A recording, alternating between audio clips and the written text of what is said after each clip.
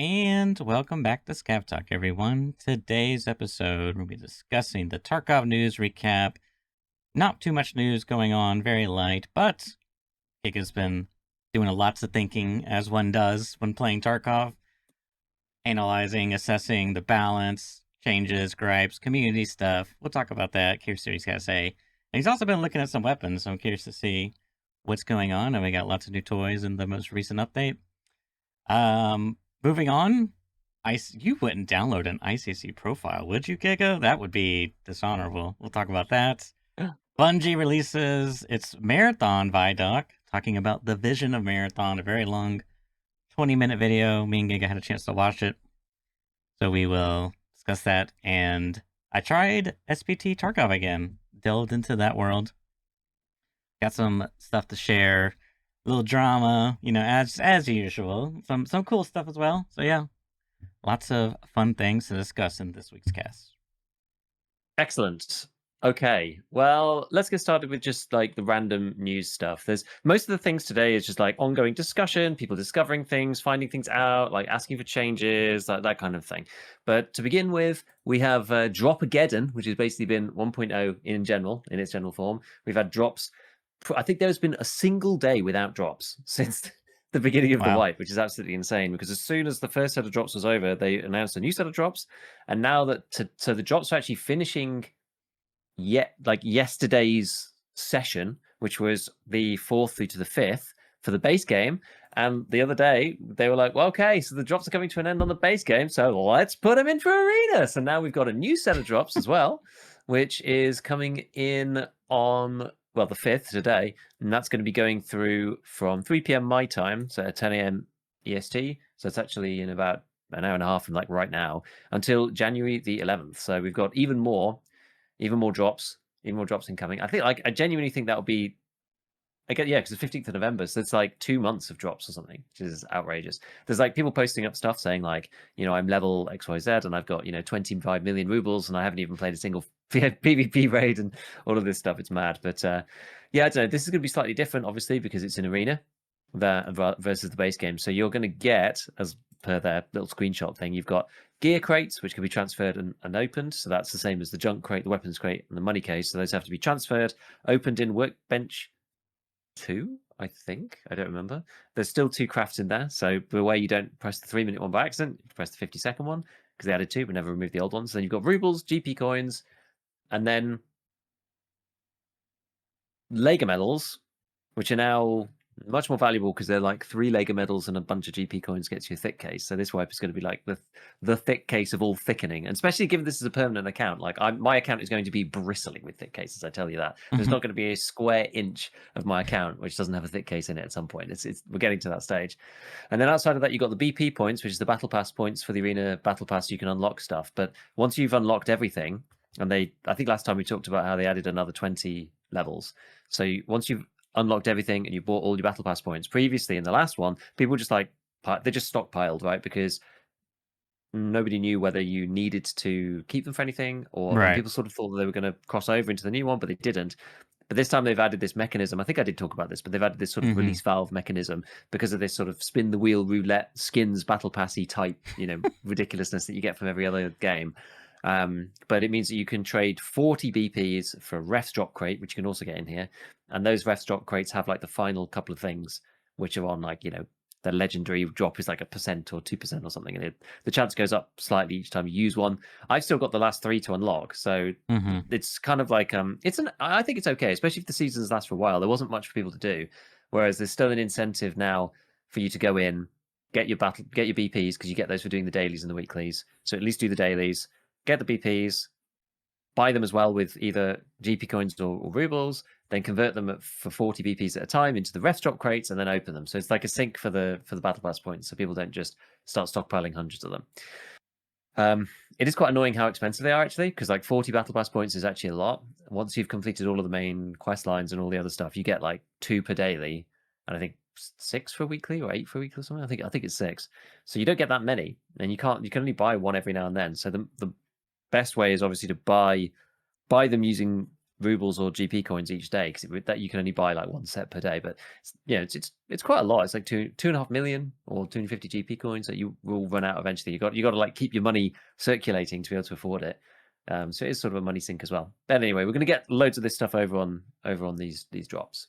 So remind me again, can you buy just Arena standalone? I'm pretty sure that's the case, right? You can buy Arena on its own without a normal Tarkov account, yes. Okay. And then in that case, you couldn't do anything with these gear crate, junk crate, weapon case, money crate? No, those would be useless because they're only usable in the base game. Okay. Interesting. That's all. Yep. Just curious. Yeah. I mean, yeah, I guess you do see them you can't really tell anymore. You used to be able to tell because they were the standard account looking ones. I'm not sure if you actually can differentiate between them now, because some people bought it standalone from. Do you remember the original Scandal? Like, people couldn't get in, and people were buying it from like the what's it called, the Epic Games Store instead, because they couldn't get in, through the launch or whatever. It was just like it was a very, very strange time. So I guess some people have them maybe unlinked, but most people have got them linked to their base account. I can't imagine that many people have got Arena without having the base game, right? It's just not that kind of game. It never got that kind of traction. Yeah. But anyway, it's probably worth going to grab them. You can transfer 3 Lega medals a day. You can transfer 250 GP coins a day. But yeah, with the thick case pricing now of like 3 Legas, that's by far the best thing. I've got 4 thick cases already, and I'm about to get my 5th. So it's just like storage city. It's kind of cool. But the BP points do actually help with that. So I actually don't really mind. Like, if you get BP points on the the scrolly wheel thing, I actually mind that less, because it's like 20, you get 20, I think, and it's just like, oh, that's like half of a ref's drop. I don't like it. Oh man, that's a lot. Because I kind of like now I'm in it. I want to make sure I do actually get all the stuff. It's like, I've gone this far, I may as well do it. But even now, I've like opened up quite a few of these ref's drop things, and I'm like, God, I need like the last couple, and there's still like sub 10% chance to get these things. Like, geez, I will get it eventually, but I'm notoriously unlucky with this kind of Tarkov RNG. So that should be starting today in a couple of hours, which will be. It'll be a thing. I'm interested to see exactly what happens with this one, because the drops so far have. I think there's been. I wouldn't say like controversial is probably too strong a word. So the other thing I'm curious. Oh yeah. So you have to be playing. You have to have your category as Tarkov Arena. Can you just play Tarkov Arena as your play Escape from Tarkov but have Arena as the category? I mean, there's nothing to stop you. Yeah. Okay. Twitch technically will take a dim view of that in theory. Sure. But whether they will actually enforce that on anybody, I highly doubt it, unless you're like the top of the category and a bunch of people complain. Mm-hmm. Then maybe they might do something. I mean, I think they did temp ban a few people for running VODs in the previous drops. I think a couple of people got temp banned for that. I think I did mention that previously. So that did happen. There was some enforcement. So it's not zero enforcement. Like, it's perceived to be or was in the past. There was actually some enforcement, which is, I guess, better. But I mean, it's not really big deal, because they're kind of like the same game in a way. Like, they're linked at the very, like, I don't know. It's just, I didn't know if Twitch was like very, strict, or what, if maybe in the rules here it said you could do either or. I was just curious. Yeah, I don't really know whether anybody will get penalized for it. I think technically they should, and I think BSG, when it's an actual arena drops event, I don't think they care normally, but if if it's an arena drops event, it's for the promotion of arena. And my understanding, at least last time when BSG sort of said anything to us creators, that if there's an arena drops event, like, they want us to be playing arena for the arena drops. That, like, which they will of course, right, and they specifically don't want us doing normal Tarkov with arena. Like, if you want to play normal Tarkov, that's fine, but just don't put arena on them for farming the drops. Like, PSG do not want us doing that. So I totally respect that. That's fine and understandable. But yeah, the whole drops thing has been like interesting in the first place. There's kind of like 2 sides to it.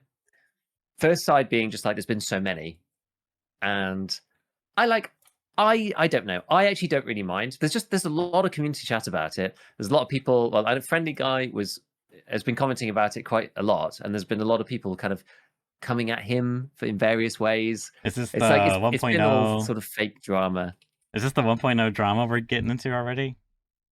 Well, yeah, because it's all related. Everything's like, oh, 'cause that's basically it. The 1.0 is the drama and the complaints, and you know, half the community saying this is bad, and the other half the community saying you suck, GG, get good. You know, like just the usual What? Tarkov stuff. Does this have to do with PvE Um, again?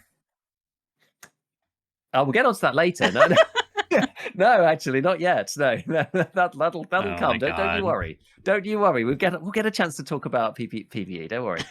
But I mean, yeah, Freddy Guy's basically taken upon himself to complain about drops.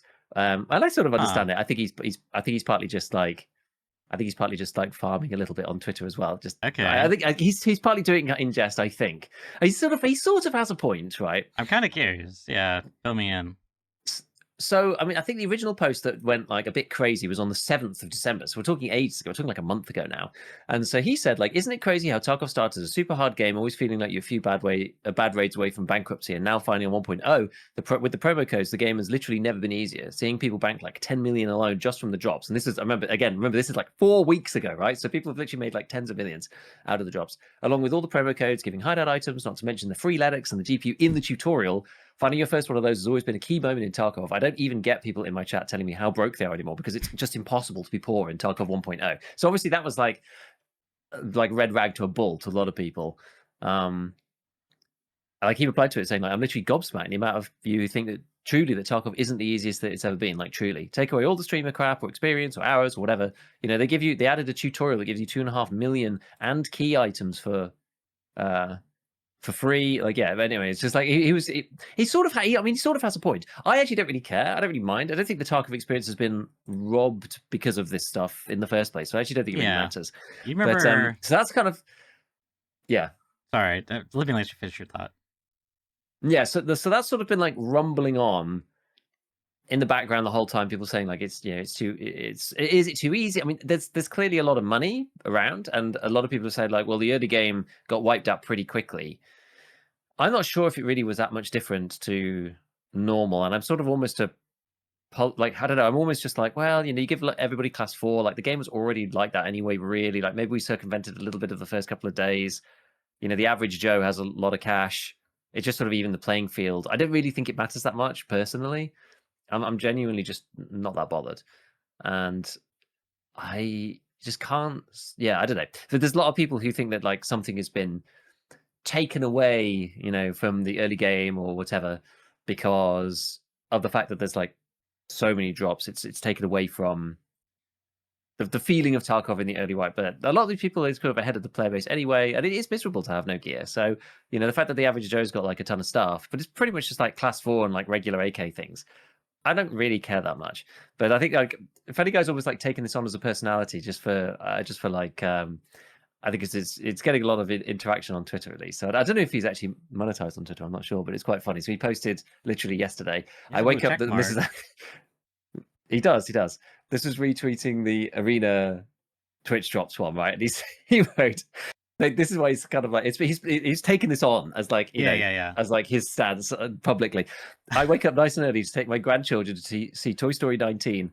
I then drop them off and play a few hours of GTA 8 before hobbling over to my dusty old laptop, screaming away in the corner of the room to claim my daily Tarkov drops. The year is 2091. So yeah, You as I said, remember? I don't think it matters personally, but like, so yeah, there's definitely an ongoing conversation about this. Yeah, I mean, I don't know. It's. Oh, I was gonna say, you remember that one wipe? I think it was like, was it 1212? Not the Um, BP wipe. yeah, the BP wipe. They gave everyone the ammo case and full of like BP basically, and I think you got like, I mean, it came with like this ridiculous hexagon red, AK. But the really important part was you just got BP, and it destroyed the early game. Like everyone was just paper, and everyone and their mother had like an AK with BP or an SKS. But like the SKS with BP was the most annoying, and it just Mm-hmm. like, and eventually, I think they do something to like retroactive. Like I thought they I did something. don't think they did. I Okay, don't think they maybe they did. I think it learned was from just their like, mistake. That's what it Yeah, I was. think it was just wrecked. Yeah, because then the following wipe, I think they did another thing, ammo relay, but it wasn't so busted. Anyways, so that's important because I feel like, I mean, I don't know. I haven't really done. This is the other side of the coin for me is like, it's optional. Like if you don't want the handicap, you don't have to take it. However, it does affect. You are not alone in your individual Tarkov PVE war or PvP world. This is PvP. There's like an economy, a player economy that happens. So like for me, I could do without all the stuff, but like BSG is not going to do that because there's no you can like I refuse to believe they're just doing this for like, oh look, let's have some fun drops. Like they're definitely getting paid or paying or like something. Like there's some type of monetary benefit for them. There has to be. Surely. I think it's simply the casual player base on 1.0 to kind of get people in because You're saying specifically they're this 1.0, the overabundance. yeah, I think so. Yeah. I think it's just I mean, I making could it see that. easier.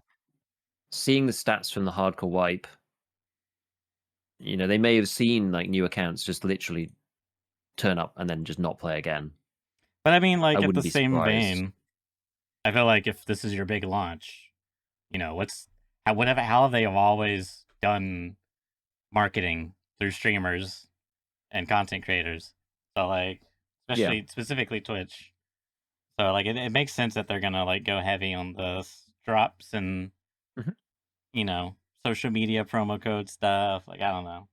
It's Yeah, it. exactly. And it I puts don't say Tarkov that. like right at the top of the Twitch list too. So Yeah, yeah, which is kind of crazy, right? Because like, I mean, Tarkov's been around for a while, but like every major wipe, especially around winter, when there's like the drops campaigns and stuff, like Tarkov is always a lot of viewers are watching it. So I don't know. For me, it's like I don't say that as in like how dare BSG secure their financial assets, and make sure they're mm, sustainable business. I'd say that more just like it is what it is type of thing, like I mean, yeah, I think it is kind of fun that Friendly Guy's kind of taking it lighthearted in a sense and kind of like poking the bear a little bit. But maybe yeah, I maybe think he so. I is think like it's like dying on this hill. But I mean, it's kind of like a very small hill to die on because I don't feel like it's ever gonna like change. no, I don't. I can't imagine. Like I've not spoken to him about it, but I can't imagine that this is something that he's just like it's like let's put it this way, right? It's not something he's like quitting the game over or whatever. I think he's more in sort of disbelief of the people who Yeah, I could see that. are still just like, oh, Tarkov's so hard, like, oh, I'm like Right. totally broken the game, whatever. He's just like, how is that even possible? Yeah, the The game is game's as easy as it ever has been. it's only gotten easier. There's only been more quality life stuff if you want to include that in like the easy category. I can't think of a single thing And the that's thing, maybe like the bosses having not the quest items is like a minor difficulty increase. Like what could you possibly argue that's like it's gotten harder? yeah, I mean, even Custom that, frame there's like rate? circumvention through yeah, exactly the directionality of PvP on customs. No, but there's no, but I mean, there's avoidance mechanisms for the boss stuff now as well, right? With the figurines and the cult circle, you can avoid a lot of Oh those. yeah, So that's right. That's right. Yeah. I know. So there's really very little, but I think there's two parts to it, right? Which is just like it's very difficult if with the drops and everything. It's hard to go completely broke, but doesn't necessarily make the game itself easier per se. If you're new, you're going to die just as much as you did before, maybe even more so because people are more people like actually care less about their lives even in some ways in Yeah, some it's sense of it. So it's like oh, you've got money but like you're never going to survive a raid. So I think that's maybe the difference. yeah. It doesn't make the game like easy to extract. It's not maybe like your survival rate goes up with all the drops, but it just means that you can't like drop to rock bottom anywhere as easily as before. So There's a yeah, lot I don't know. I mean, more. I think it's just more accessible, but whatever. Yeah. Yeah, I mean there's a lot more. It's about the operator, not the equipment, Like you give a Timmy Yeah, exactly. whatever, he's still gonna be a Timmy. You know what I mean? So I get that. Yeah. That's funny though. Yeah. I could understand his disbelief. Yeah. But that's the internet for you. hmm The other half of it is kind of the like streamer content creation business section of it, Okay. which is sort of interesting. And there's been some gripes about that as well. So in the past, when BSU have done drops, Yeah. they moved away from like the old systems of drops to a daily tiered system where certain people have got 12-hour slots. You know, that's kind of what we came to as like the best Yeah. implementation probably of the way that the drops worked. It kind of split up between various creators, and it was, you know, they had a lot of slots, so it was like fair between various people, blah blah blah. But because this is a lot easier to administer, and they probably did it kind of last minute, and they're, you know, they're busy with 1.0 and whatever. This time they've just done like, yeah, well, blanket drops for everyone in the category. That's fine, Okay. and that feels like on the surface that that's going to be okay. That sounds like a But good obviously, idea. as always, right? Like a meta for these things appears. Right Okay. now, you can't you because of the prior experience, you can't be streaming VODs in Right. the drops category because that's against Twitch TOS, and some of the people did get banned for doing that previously. Okay, so it's like, right, well, what's the way around this? And like, absolutely no shade at all to very bad Scav, because I think it's very, very smart, and I think he's pulled an absolute blinder. Honestly, I didn't think about this, but what he's done is that he has been running a 24-hour drop stream. I Okay. don't think anybody's really done this in Tarkov before. Maybe one peg has in the past, like a long time ago, because I saw him talking about it a little bit on Twitter. But anyway, Verbatskev decided that he's going to run 24-hour drop stream, and effectively what that means is that he'll play like most of the day, and then when it comes to time to like actually get some sleep, right? Because you can't just do that permanently. He swaps over to somebody else, and somebody like one of his friends takes over the channel. So what that means is that Okay. he is live 24 hours a day for the drops. People never need to actually leave his page. So I see. he has managed to sit at the top of the category. I mean, the drops are like finishing now, so I'm not sure if he's still there, but he's basically sat at the top of the category between, especially over the last couple of weeks, with somewhere between 10 and 18,000 people, which, you know, VBS isn't that size of streamer. So like, fair play, right? Like, you know, the man's worked it out and done something cool. Like I sort of, yeah, I respect the hustle, right? It's like, it's within the rules. Like, you know, Is it? got to be on 24 hours a day. Yeah, I think so. Does it I break think so. TOS Streaming to through share his. your stream account? I don't know if it would or wouldn't. That'd be the one thing I I don't would. think it does. Okay. I don't think it does. But either way, you know, he's pulled a blinder, and it's worked out for him. Now, some people have kind of been complaining like about just this in general, like being the sort of you know, you take it to its logical extreme. This is like the outcome that you get is that people need to be live like 24/7 to be able to capture, because otherwise you go through you're relying on raids from other people to capture that Yeah. pool of people that just literally aren't there, right? They're not going to move to another Twitch stream because they're not at the computer. And then you've also got the part where, you know, if you leave and then you raid someone else, well, your view count goes to 0. When you jump back on, you got to build it back up from 0 again. Yeah. So it's like disproportionately rewards people to be like on 24/7. It's just a like random niche micro thing about, you know, creators and Twitch, and the fact that there's drops and there's a captive audience of people who aren't, you know, very, very sticky. It's just interesting. I just find it a little interesting thing. I was just Yeah, I like, you get know, you. absolutely no hate to VBS whatsoever, because like the man has seriously killed it. He seriously killed it. So fair play. You know, whatever. But it's really on the rule setters to kind of like, you know, make it fair. Like the system we had before, I know it takes a bit more administration, but you know, you had 20 creators on each day, 12-hour slots, because the 24-hour slot made people feel like they had to be there for that 24 hours, and it was, and you know, it was a bit of a killer. Yeah. But 12-hour slots, you know, two 12-hour slots separated apart from each other by like a day or two, like that was. It Yeah. was like, it felt fair, it felt equitable, everyone got a chance, you know, it's like it splits up the viewership. So that was honestly the best way. So doing it this way, it's simple to administer, but then you end up with like this weird outcome. Only really matters for content creators feeling put out because, you know, they're not willing or unable to do a 24-hour thing and have, you know, the risks of having somebody else stream on your account and all this other stuff. Yeah, Right? It yeah, opens yeah. up a whole sort of can of worms. But no, I just thought it was an interesting thing, because unless you're sort of like looking into that, like, you know, in the creator space specifically, like obviously it doesn't really matter to you. Yeah, yeah. So yeah, that's kind of the two halves of the drops thing. Is it too much? And like, you know, the creator grumbles on the other side. So yeah. So right, so we got more arena drops. So outside of that, then drop stuff. We'll just leave that for now. We've got a few people complaining as well that BSU just like, until they are pressed and people remind them to just tell people when the events are going to end, they just don't tell people when the events are going to end, and they've got better at telling people when the Oh, events yeah, are going yeah, to yeah. end, Yeah. but they just don't seem to do it until people go like, please guys, tell us when it's going to end. And so I know Airing in particular he made a big post yesterday and got like a bunch of views saying like, please just tell us. And so today they came out this morning, actually, it's like a couple of hours ago, saying the Cullerton in-game event, which is the one where you have to extract from each map with the frostbite. I think it's not the one that gets you the achievement, weirdly. That one is available until the 8th of Jan, 9 a.m. UK time. So basically the 7th, really, if you don't want to be playing in the morning, or 4 a.m. Eastern. And the achievement and in-game tasks will be unavailable for earning and completing after the event ends. The Christmas tree hideout module will be available to use until the 19th of January.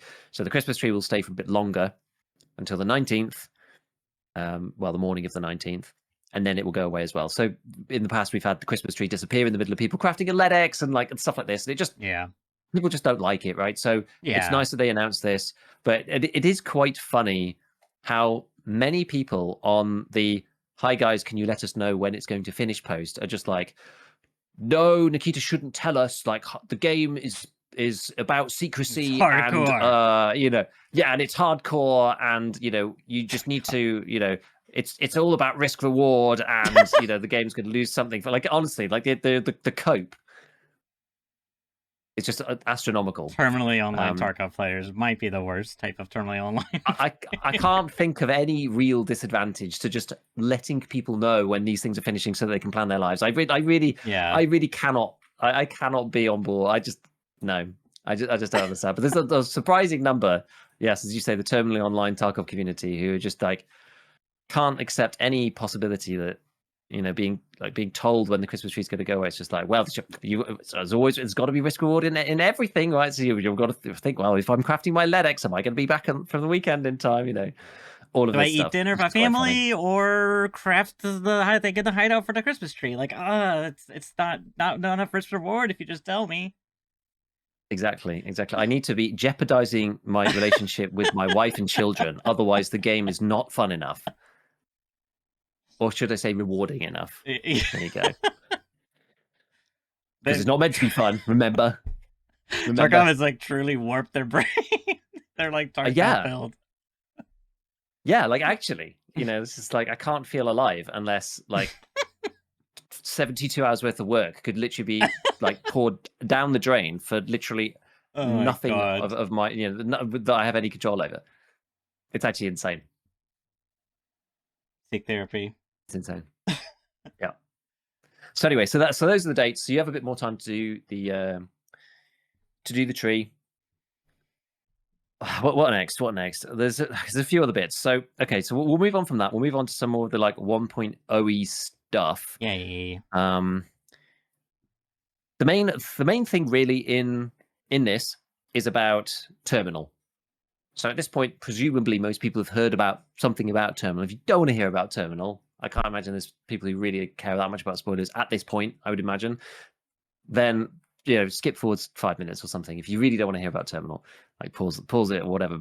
But I imagine there's maybe like one person listening to it who feels that way about it. So anyway, the issue with Terminal recently, and it has been kind of crazy, and I haven't really spoken about it. I meant to write a post about it, but kind of like couldn't really put it in the right words.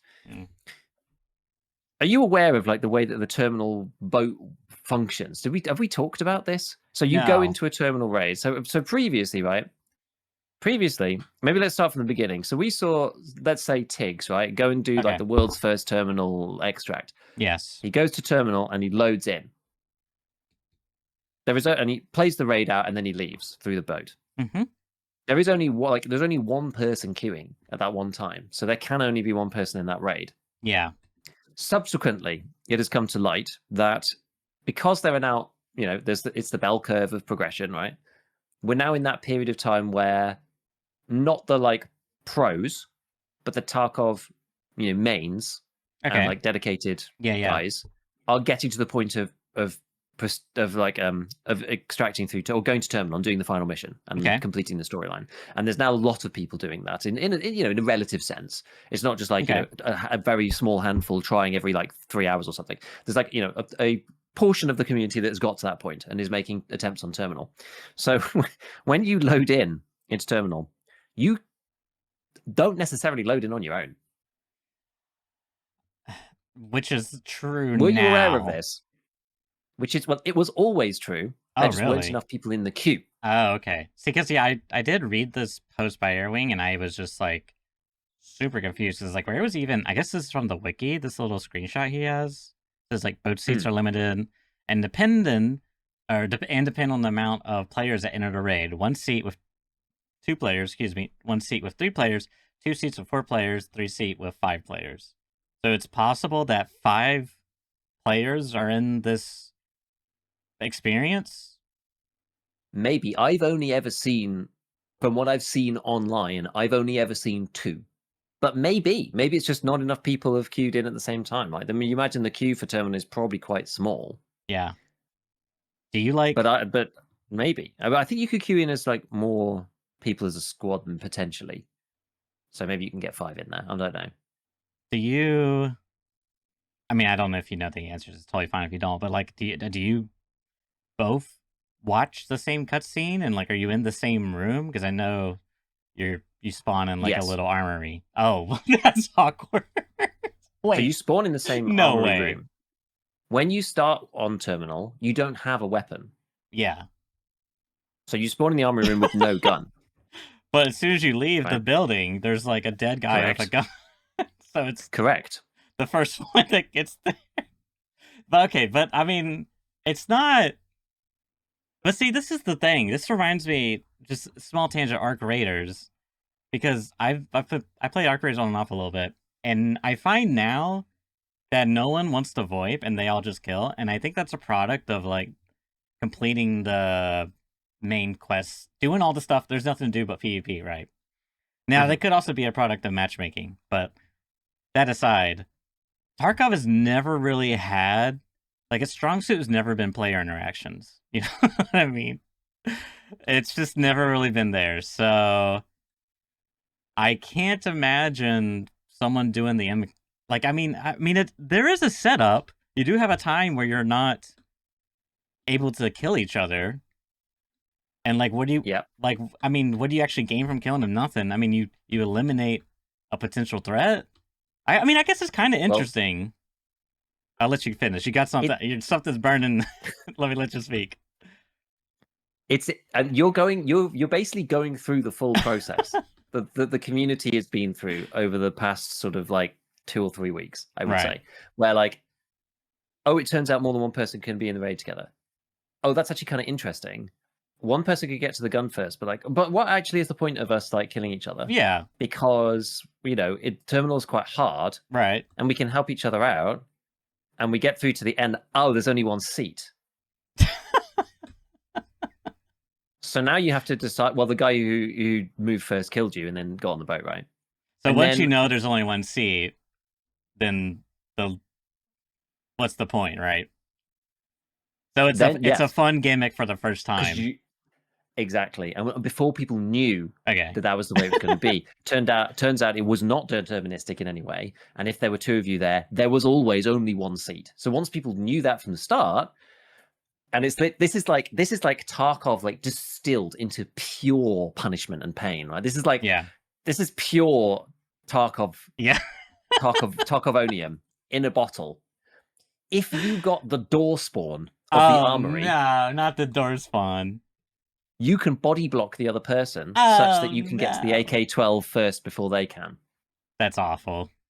So if you spawn into, so once it was like fully, people realized that this was the way. There's only one seat for 2. There is only ever going to be one seat for 2.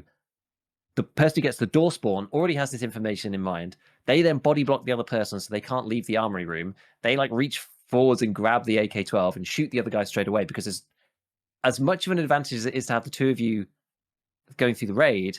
You'd rather just play it alone than be risking getting betrayed at any random point during a really annoying and difficult mission. It's already hard enough anyway.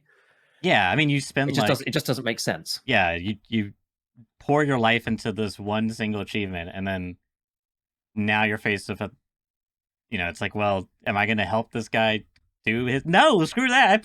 You know how many hours I put into this thing? Like that makes no sense. Exactly. So there was a big load of stuff out on various platforms about like how stupid this is, and Mm-hmm. BSG have actually replied, albeit Oh, Nikita has said like it will be adjusted, okay, yeah. and A champ. he has been a little cryptic. But what it seems like now is that it's now chance-based in some way. Don't know exactly how. So some of the time, all the seats will be available. Some of the Okay. time, not all the seats can be available. This is better. It's better. The information just needs to be unknown. Well, that's difficult. But you see what I mean? It's like if it's chance based, then it's like, well, you don't know if there's going to be a seat or not. There could be a seat for both. There Yeah, could be a yeah, place for both of you. right. And that, yeah, it So purely now it makes the going math from a little, yeah. it can't be binary, which It's makes less clear me cut now. it makes me believe that Nikita himself was like, no, make it binary, set him out, just so he can sit back in his office and watch a stream of someone. And like, you know what I mean? That's my personal belief. It's probably not true at all, but it's my headcanon. Fight me. Yeah. So, yeah. So we'll see how that pans out. You know, we only sort of figure out like whether these things are good or not, or whether they've worked or not by seeing the various streams of people going through the experience and then crying on social media. That's really like that's the only test ground that we've got for this kind of thing. Mm-hmm. So we will see how this works out. I mean, it's kind of a cool thing. The first time before everybody knew about it, Yeah. you know, if you could make everybody sign an NDA, it'd be like an awesome thing, right? It's just like you're going into terminal, you need to now sign a legal NDA so that you do not disclose that there's, you know, not allowed to go on the wiki, whatever. Do you know what I mean? Like it's the only way that I know it, what you mean. it's obviously unenforceable. So like the coolness of I mean, they can ban them. Yeah, like, I don't know, but like the coolness of the event's just like impossible, right? So yeah, it's not possible to enforce. It's always gonna, you know, Tarkov's, especially for a wiki game like Tarkov, right? Like all the information, people are gonna figure it out and post it and then share it, and like that's kind of the community that they fostered, for better or worse. Mm-hmm. So we'll see now. We'll see at this point. I know some people have been having a really, really tough time with Terminal in general, and the fact that it's like long crafts and yada yada. It's been tricky, but anyway, it's interesting. It's certainly interesting. On the same topic, I was curious because I thought I saw in this thread or post people were asking about, maybe it was Airing himself asking about because like you can't you can't queue with people into Terminal. I guess like you can't bring your party in, if you will. How I understand it, like when I'm not sure. I don't know. Oh, okay. I thought I read somewhere that like if you're in a squad, like only one of you can go or something, or maybe you all go, but like Yeah, you're then like broken apart in queue. maybe. I get you'd probably match together. I would have thought. I actually don't know. I'm actually. Let me not read sure this. He says, "I'm really confused by this, Nikita. In the race series, both PMCs going together as unlikely companions. On top of that, you've always supported and encouraged squad play in Tarkov. Why does the grand final of our Tarkov experience force us to go in alone? We can't enter as a squad, even if we queue snipe as a duo in transit at the same time. Only one of us gets to extract." So I guess he's talking about two things there. Yeah. So you can get in together. You have to, but you both have to be in different raids, maybe, and queue snipe each other and go right 5, 4, 3, 2, 1. We're both going to go in now, and then it will match you together, I guess. But even that is a bit strange. I do agree that is a bit weird, right? The fact that you can't be in the same raid, you have to queue snipe each other to get into the same terminal instance. Yeah, is a bit odd. Yeah, I mean, I could see the solo thing being a choice they want to do, but then the fact that you can get other players is kind of weird. So I guess they really don't want. I guess in Nikita's vision, he wants some kind of final conflict. You know, like you're supposed to have like this, you know, brothers in arm moment, and you're like, sorry, bro, there's only one seat in the the game was rigged from the start. Bang. Yeah, and I get it. Yeah, I get it. Like that's the idea, right? Make people make hard decisions and stuff. Like I get it. It's cool, but like yeah, the implementation sometimes doesn't always, you know, work out in that same way. But yeah, anyway, it's interesting. It's interesting for sure. Then now we get to talk about PvE. So this is sort of onto Nikita's been posting a lot of random stuff. Okay. On the internet. He replied to a post from somebody who said, "Bought Tarkov, you have to buy PvE for $30 effing, immediately refunded it." To which Nikita quote tweets it just with the word "lol." Mm-hmm. So wait, Um, I'm sorry, because I'm not up to date on all the latest. You know me, I'm like a boomer. You can't just buy PvE solo anymore? I thought you could buy it separate, like as standalone. not without owning the game. Yeah, but I thought you could buy like a PvE edition for like $30 or something. Not without owning PvP standard. Oh, okay. So you have to buy standard account and then buy the Yeah. PvE add-on? Correct. Wasn't Always there has drama been. about Two this? astronauts. Yeah. But like prior to Yeah. this, wasn't there previous drama? Yeah. People said it was dumb. Okay. They didn't change it. I guess no one cared. Not enough people complained It's about just, it. yeah, and Probably it's like, because yeah, okay. all the PvP players already bought PvE and swapped over. There's probably no one that new except for this person.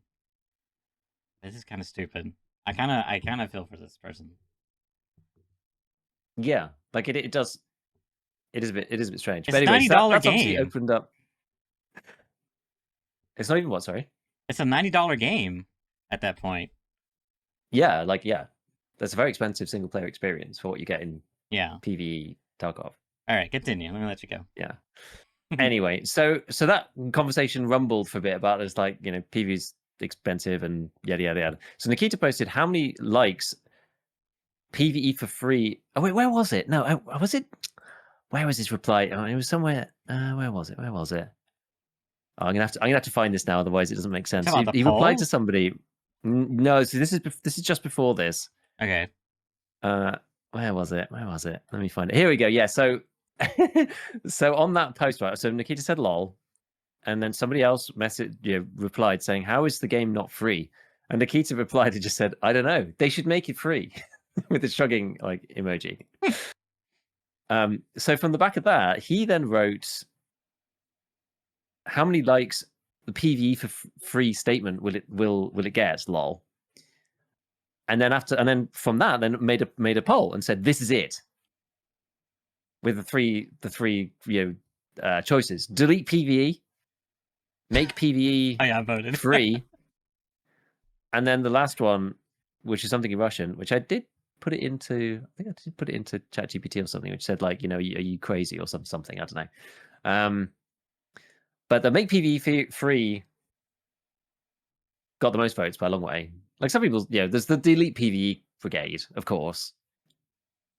Oh, it says what are you effing nuts, dog? Is what the Russians said. Okay, but the make PvE free got the most votes. I mean, I don't know. Yeah, it feels at this point it's just like, if you buy the game, PvE should be free. You probably should be able to buy a version of PvE without PvP if you want, right? Yeah, I don't know. That's.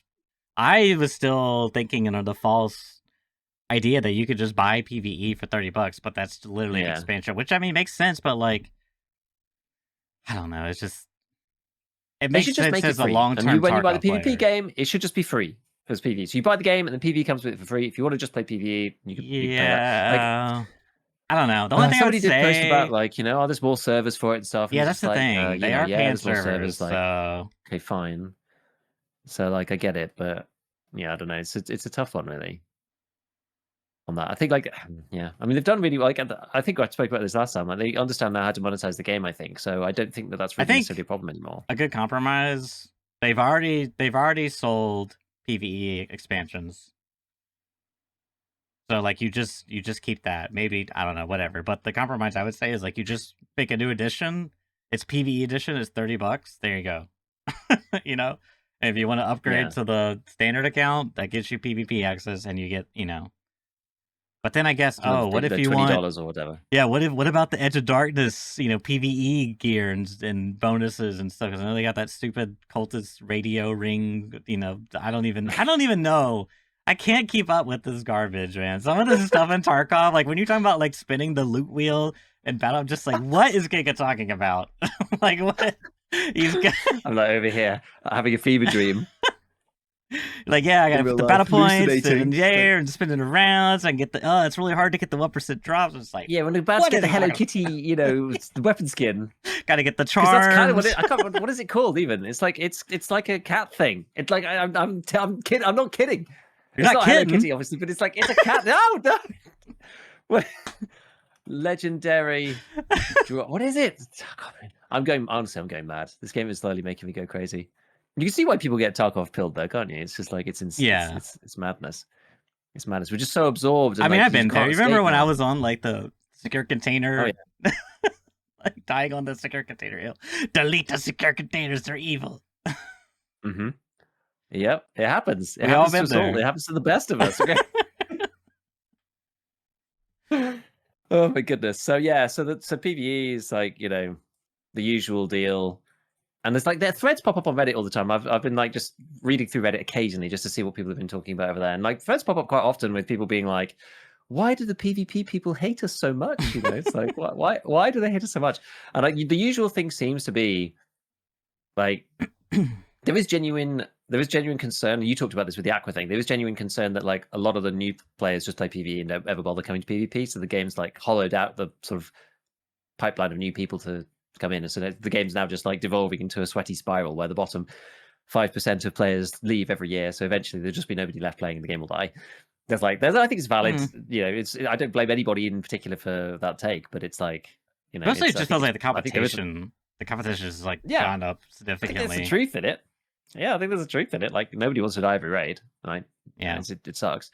But then on the other side, like whenever anything happens in PvP, there's just like a flurry of just like, wow, this is why I play PvE. Yeah, I see, think. that's And the it's like thing. these people That's like I forgot to mention that last week. That's the one that gets, yeah. and that's the thing. That's the one that like then the PvP guys are just like That's why you get hate. Yeah. yeah. I know it's not And it's a very everyone. small minority of Yeah, people. I yeah, know yeah. it definitely isn't everybody, but it poisons the water. And the There's that PvP guys one are just like person in the seething. chat. Yeah.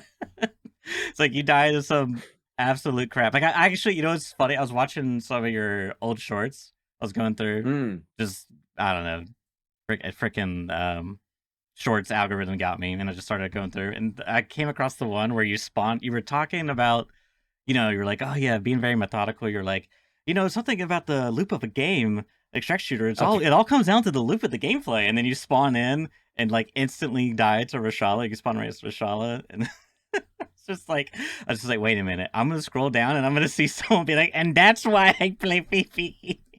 I didn't actually see that, but it Yeah, reminded you me probably of it. didn't on that one because it's quite an old one. But yeah, that's the thing. So it is quite funny, really, the turf wars Yeah. between the two different sides of the game. Yeah, it's funny. It's funny. Oh my goodness. Okay, so what should we do? What should we do next? Should we do actually? Like, given that we're complaining about things, should we do the arena shenanigans first? Yeah. Before we move on to other stuff, because the other stuff is like cool and nice things, but no one wants to hear talk about cool and nice things. We'll start the show off with all negativity and all misery, and then we'll move on to the fun stuff after everybody's got bored and tuned off. But anyway, so I made a post. Giga. Oh no! I made a post because I'm like the terminal Tarkov arena hater. Actually, weirdly, I'm like there's a small minority of people who's just like I play arena quite a lot. Yeah. And I'm like very negative about like the stuff coming across to the base game, Yeah. And I'm like, I feel like I'm slowly making genuine enemies within like the Tarkov arena community of people who are like, play a lot and like, feel that I don't know, their efforts justified the whatever dopey kit that they've, And I've also become more probably slightly more outspoken about the topic as well because as my position has hardened, I've become more courageous to just be like, that looks stupid. That looks stupid. Mm-hmm. You're stupid for wearing it. I hate everything about this, and it should be deleted. Which people are like, don't really like being told that when it's their favorite thing. It turns out. But anyway, so I killed a guy the other day because I don't wear any of the dopey arena stuff in the base game really, and I don't like the masks particularly. I've always sort of been against them. I've been, and this is not just an arena thing, right? Just for the record, right? I've been against things like the Death Shadow for ages because I think it goes against a certain core principle of the game, which is anybody could kill anybody at any time, which outside of things like the Masker or the Alt-in, which have serious downsides, you can't hear anything and your vision is also reduced. Outside of those, any old Timmy with a PM pistol should be able to shoot you in the eyes and kill you, in my opinion. And I don't really like I've never really liked the Death Shadow and those kind of things for that because it just like you can be in situations where like you just literally can't be killed by whoever it is that you're playing against, and I just don't like the concept. It doesn't matter that much in practice, really, but it's just conceptually. But then people always come back and just be like, "Oh, but what about cheaters, bro?" And like, "Oh, I wear it against cheaters." And like, what about scavs, the BSAI, bro? Like, I wear it against like scavs, and it's like, you just need to be more careful. I'm sorry, but like, and cheaters are going to kill you regardless. But anyway, so I killed a guy on Interchange wearing a particular loadout, which is the new Champion's helmet. I can't remember where that comes from even. Is it the main battle pass? I'm not sure. I'll look it up.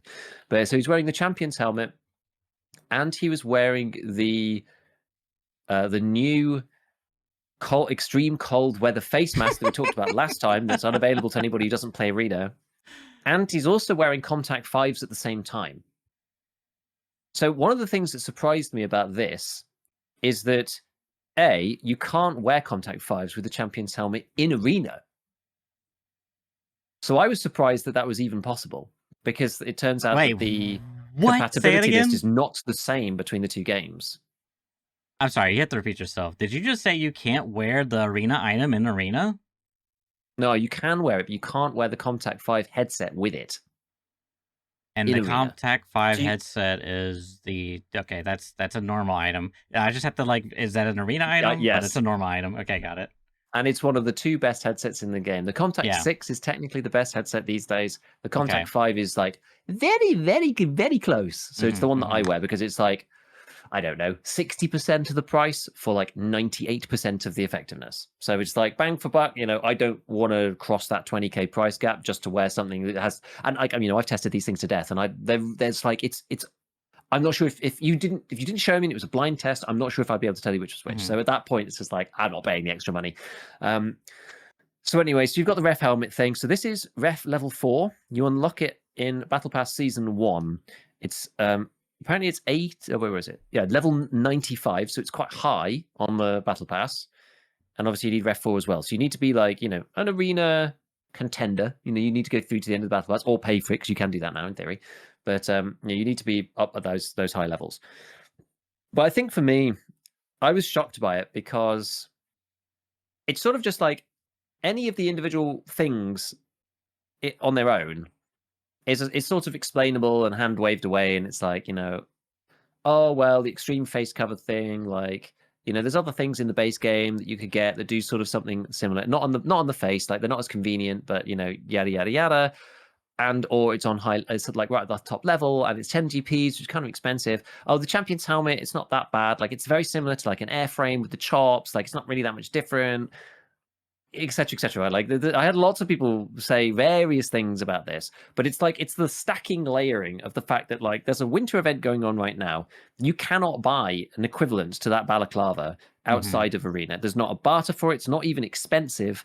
It's like not available, and it's not on the fleet. You have to kill somebody with it on, which is what somebody else said actually, and there was just like, it's not pay to win. You just have to kill them, and then you can get it from them. I'm just like, that's like the lamest. Like, have you ever been in an argument before about pay to win? Because this is like, Yeah. like that's just the most stupid thing ever.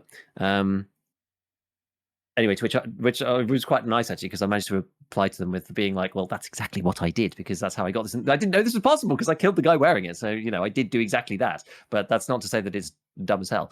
So anyway, so you've got the face thing, which completely negates the event with no downside whatsoever, because balaclavas don't really give you a positive anyway, other than just the lack of your shiny face glowing in the moonlight. And then you've got the Champion's helmet on, which is, so it's, oh my god, for all intents and purposes, it is like a let's see, what's it like? It's like any not like anything that's not a ULAC. It's like a class 4 helmet like that, right? So top and nape protection, like TC2001s, Bastions, TC800s, like all of that stuff. So all of those, it's like those, but with a level 3 face shield over the front that doesn't give you any vision downside. It doesn't have ears. it doesn't. Whoop-de-doo. Wait, what? So it doesn't have any ear protection.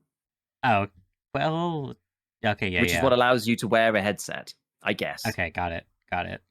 So sure. And like, Just shoot him in the ear, sure, Giga. Have you tried skill yeah, issue? just have you tried to shoot them in the ear? And like, oh, it's level 3. So like, oh, but your bullet's just gonna go through it straight away. So Bro, just claim the don't worry drops about it. against BP ammo. What are you doing? Come on, bro. Yeah, exactly. Like, it's impossible to be poor in this game. So anyway, so it's the combination of these things which, for me, it's just too much, and it's. Yeah. I think the main reason why I dislike it just leaves a bad taste in my mouth. Yes. You see somebody, and rather than, or like you kill somebody and you go over to them, and rather than being like, oh, look at this sick weapon skin this guy's got, like that's awesome. Like I want to use this. I want to keep it. Like it looks awesome. You like see one of these guys come around the corner, and you're just like, oh, it's like an arena cringe lord. Yeah, it's like It's someone kind of like it's trying so hard to like gaming this. It's like, remember those days where you could like glitch out your thermal into your container? So you would kill the guy, and then you would see, like, you could look at his gun on the ground. You could see a thermal was there. I can't remember how it worked, but there was a way you could tell. But you couldn't actually, or you would come out array and there wouldn't be a thermal. Like there was some shenanigans. yeah, someone like that. There was shenanigans. It's like that, but it's even more obvious because he has this arena skin looking ass thing on his face. Yeah, and they've got like the Miami shirt on or whatever. Like it's just like it's just all the stuff that is like kind of a bit like it doesn't really matter. It just kind of annoys me a bit, right? But like all of these, I don't know, all the face shield things do annoy me a bit. I just dislike the functionality, even if it's small bits of functionality, but functionality being in the base game from the crossover that you just can't get. I was like, people was like, as I said, people were saying about like, well, the airframes and this and that and the chops and the face shield and blah blah blah, and I'm just like, yeah, but you can't do that without having a grubby screen because of the because of the whatever. Like this thing doesn't give you any. There's no grubbiness whatsoever. There's no glass, but because it's a slot, but you don't get any of the Tagilla mask / Altin mask type, downside. I don't like. I'd almost be up for it if it was like, yeah, you can have ears and whatever, but like you're Tagilla masked in this thing, but you can still hear. It's like I'd almost be like, okay, that's fair. Like, fine, that's all right. But it can't be fair like enough. objectively better than stuff that's already Yeah, existing. and be like, and you can wear the cold mask under it, and you get the face shield, and you can wear the good headset, and like it's just like, oh man, like what are we doing here? Like this is not necessary. It's just like it's just silly. Two things that But yeah, I don't know. Two things that come to mind. One, I hate, citing this, but it feels true. It feels like there's a slippery slope. Normally that's called a slippery slope fallacy. At least that's what I'm familiar with, that terminology. But it seems like we went from, what was probably like the inception of it? Probably like the glasses that was like class 1 ricochet high or something, or is it low? I don't even know. But you can like those ones. Condors, yes. Because if you want to be a meta tryhard, you always buy those once you unlock it, and you buy them off trader reset. I mean I was playing in those days. I was doing that. I was the cringe lord, because there was a clip I edited for Airwing for a short where he tanked a 7 in, what was it, an SMB round to the head because it ricocheted his face. Yeah, that's insane. Yeah, it's like, I mean, do I choose? And they also didn't glow at distance, so there was that factor too. Because that's probably. Have you tested that, by the way? Is that still in the game? Surely they fixed that bug. I mean, surely. Which one? Sorry. Where your sunglasses, like 90% of sunglasses glow. I was going to test it because I haven't seen it. Okay. In 1.0, but I don't know whether that's because nobody wears them, or because it's been fixed. Yeah. So I need to check. Something to look into, because that would be an awesome thing to know. If yeah, some people really enjoy cosplaying. It's like even makes it even worse when it's like, oh, I want to do something cool and fun, but like I'm actively hurting myself. You know what I mean? Like not just because I'm doing something cool and fun, because it's like bugged and it's doing an extra penalty. Like that makes it so much more worse. But I don't know. It feels like there's a little bit of that going on, but I genuinely believe like this is like the third time fourth time, fifth time VSG has done this with like Battle Pass Arena stuff. I don't think it's accident. I don't think they're like, oopsie, we made a mistake, guys. We're gonna fix it. I think they're like actively doing this. You know what I mean? They're like, yeah, let's put in margin. You know what I mean? Let's do something cool. We really like care about the thing. We want to like make this cool thing in the battle pass. Like I don't know. You remember the stupid ears that you could wear, Yeah. which was like at the very inception, you could just wear with like Tagilla helmet and stuff. Like that was and it was like full on contact quality. Like that was Hmm. just like insanely broken. It's like you remember when Tagilla first came out and people figured out that you could like do some weird face mask combo. I can't even remember what it was. Do you remember? It was literally like the fleece beanie that you put on your head. And what else? That was it, I think, and it stopped the sound from being like reduction Oh, high. it was just and that would fix the property of it. Yeah, okay. I mean, it's basically like that, except that was a bug. This is like we're putting it in Yeah. as a feature. It's like, guys, Mm. what are we doing? Like, of course, people are gonna be pissed at this. Like, if you don't have arena, like that's gonna, and then you're gonna, I don't know. It's just like you die to a guy, you look at his profile, and he's wearing the arena meta try hard stuff. Like, it's not gonna feel good. Yeah, with a Uh, poster in the background, like ref is my champ. You know, they're really shooting, but I mean, I don't know. Are enough like, is anyone gonna quit over this? Probably not. Probably not Tarkov players. You kidding me? They will go through so much suffering and pain. we'll just complain about it until PSG like change something. So, given that you talked about the in ears, actually, would you like an update on the in ears? Sure.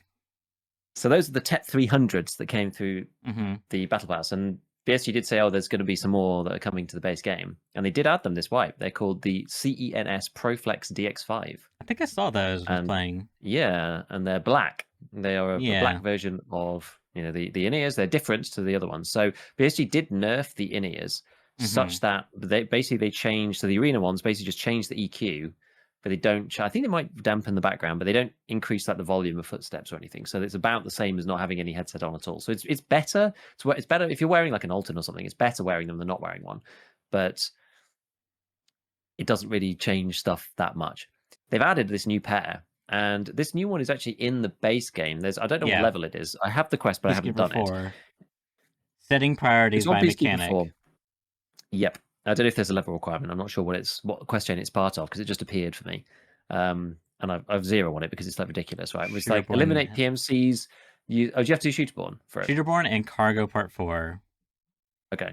So you have to kill PMCs using with an active headset on, just any ears, without wearing armor. Hmm. And you have to, and there's 15. Then you have to kill 15 PMCs without a headset on, but with the tank helmet on. Mm-hmm. Mm-hmm. I think I did see this quest via Logical Solutions last week. It was just like the images and backgrounds we saw. So if you do that, then you can buy them. However, they're tradable on the fleet. Okay. And you can trade So a flip. you could just buy them. Yeah. You could trade a flip, and people are trade flipping them. They are 714 euros from Peacekeeper, so people are flipping them for about double, 1400. If I look at the ruble prices, they are somewhere around 250k. Oh wow, that's a lot. Something like that. So it's a lot, but this is kind of okay. So I've actually been doing some testing now. Would you like a sneak preview? I'm like literally working on the video at the moment because a lot of people have just been like, "Yo, tell us how good it is." And some people have done some testing already. I know Hyper actually put a thread out on Reddit, basically saying, "I've tested them, whatever." But I put them into my standard format, and they are better than the other ones. I think people already knew this. They're not as good as wearing like a full blown headset. So if you're wearing the Comtech 6s, you can hear somebody running at 67 meters. If you're wearing the TEP 300s, you can hear somebody at 50 meters. If you're running the CENS earbuds, you can hear somebody running at 59 meters. So it's somewhere in the middle of like no headset at all / the TEP 300s versus like the top tier headset, somewhere around there. And it doesn't seem to matter what you're wearing either. So I tried it on its own, with a ULAC, with the Tagilla helmet, with the Altin. They're all about the same. So it's pretty good. Like the Altin on its own and the Tagilla helmet are like 47 meters hearing if you're not wearing anything, which you can't other than these guys. And with these, it's like, as I said, it's 57. So it increases the hearing with the big helmets by like 10 meters. It's quite a lot. Okay. So it is meta, I would say. But you can buy them in the base game, and they cost rubles, so they're just expensive. And Yeah. there's an annoying quest for it. So like, okay, fair enough. It's like 125k, even if you do the quest, equivalent in euro terms, and 250 if you want to buy it off somebody who's done the quest or found them in raid, I guess. But these are effectively things you pair with like I mean, probably not Yushanka, but maybe for setup if you're that type of player, but probably more likely your Alton, Tagilla Exactly. helmets type of stuff. Okay. Yep. Yeah. And yeah, it's like I kind of don't mind. It's like it's an expensive upgrade to something to make it better, sure, but it really is a lot of money. So you probably should get some benefit for that. And it's like hearing perception as well. So it's sort of like it's not like a hard upgrade. It's like, soft perception upgrade, something that's the downside for. So you can sort of pay to the counterpart of it. I don't really mind that as like an end game thing. I don't know. I think it's right. So Oh, I'm yeah, so that's now in a guessing. good place, but yeah, trust PSG to release it in a state where everybody thinks it's like awful. I'm guessing you could also pair them with.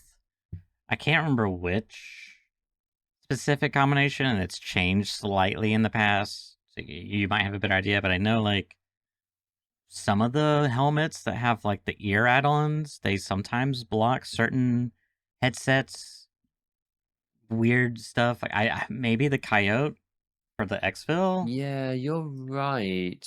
I was like messing around with some stuff the other day. So like the Team Windy. airframe. So the Yeah, airframe yeah, with the yeah. chops and the fast face shield over the top, you can't wear a face shield with that combo. Sorry, a headset. You can't wear a headset with that combo, but you can wear the Pro Flexes or the TEP 300s. Okay, but if you take the So chops off, something there. then you If you can take the wear. chops off, you can. If you take the face shield off, then you can't. It's the it's the chops. It's the chops that cause the problem. Okay, yeah, I think that's what I would recall. Yeah. And maybe what about these? Do these block something? Conflicting items. Yeah, so Which these ones are block those a few guys? different. This is the exfil ears. Oh yeah.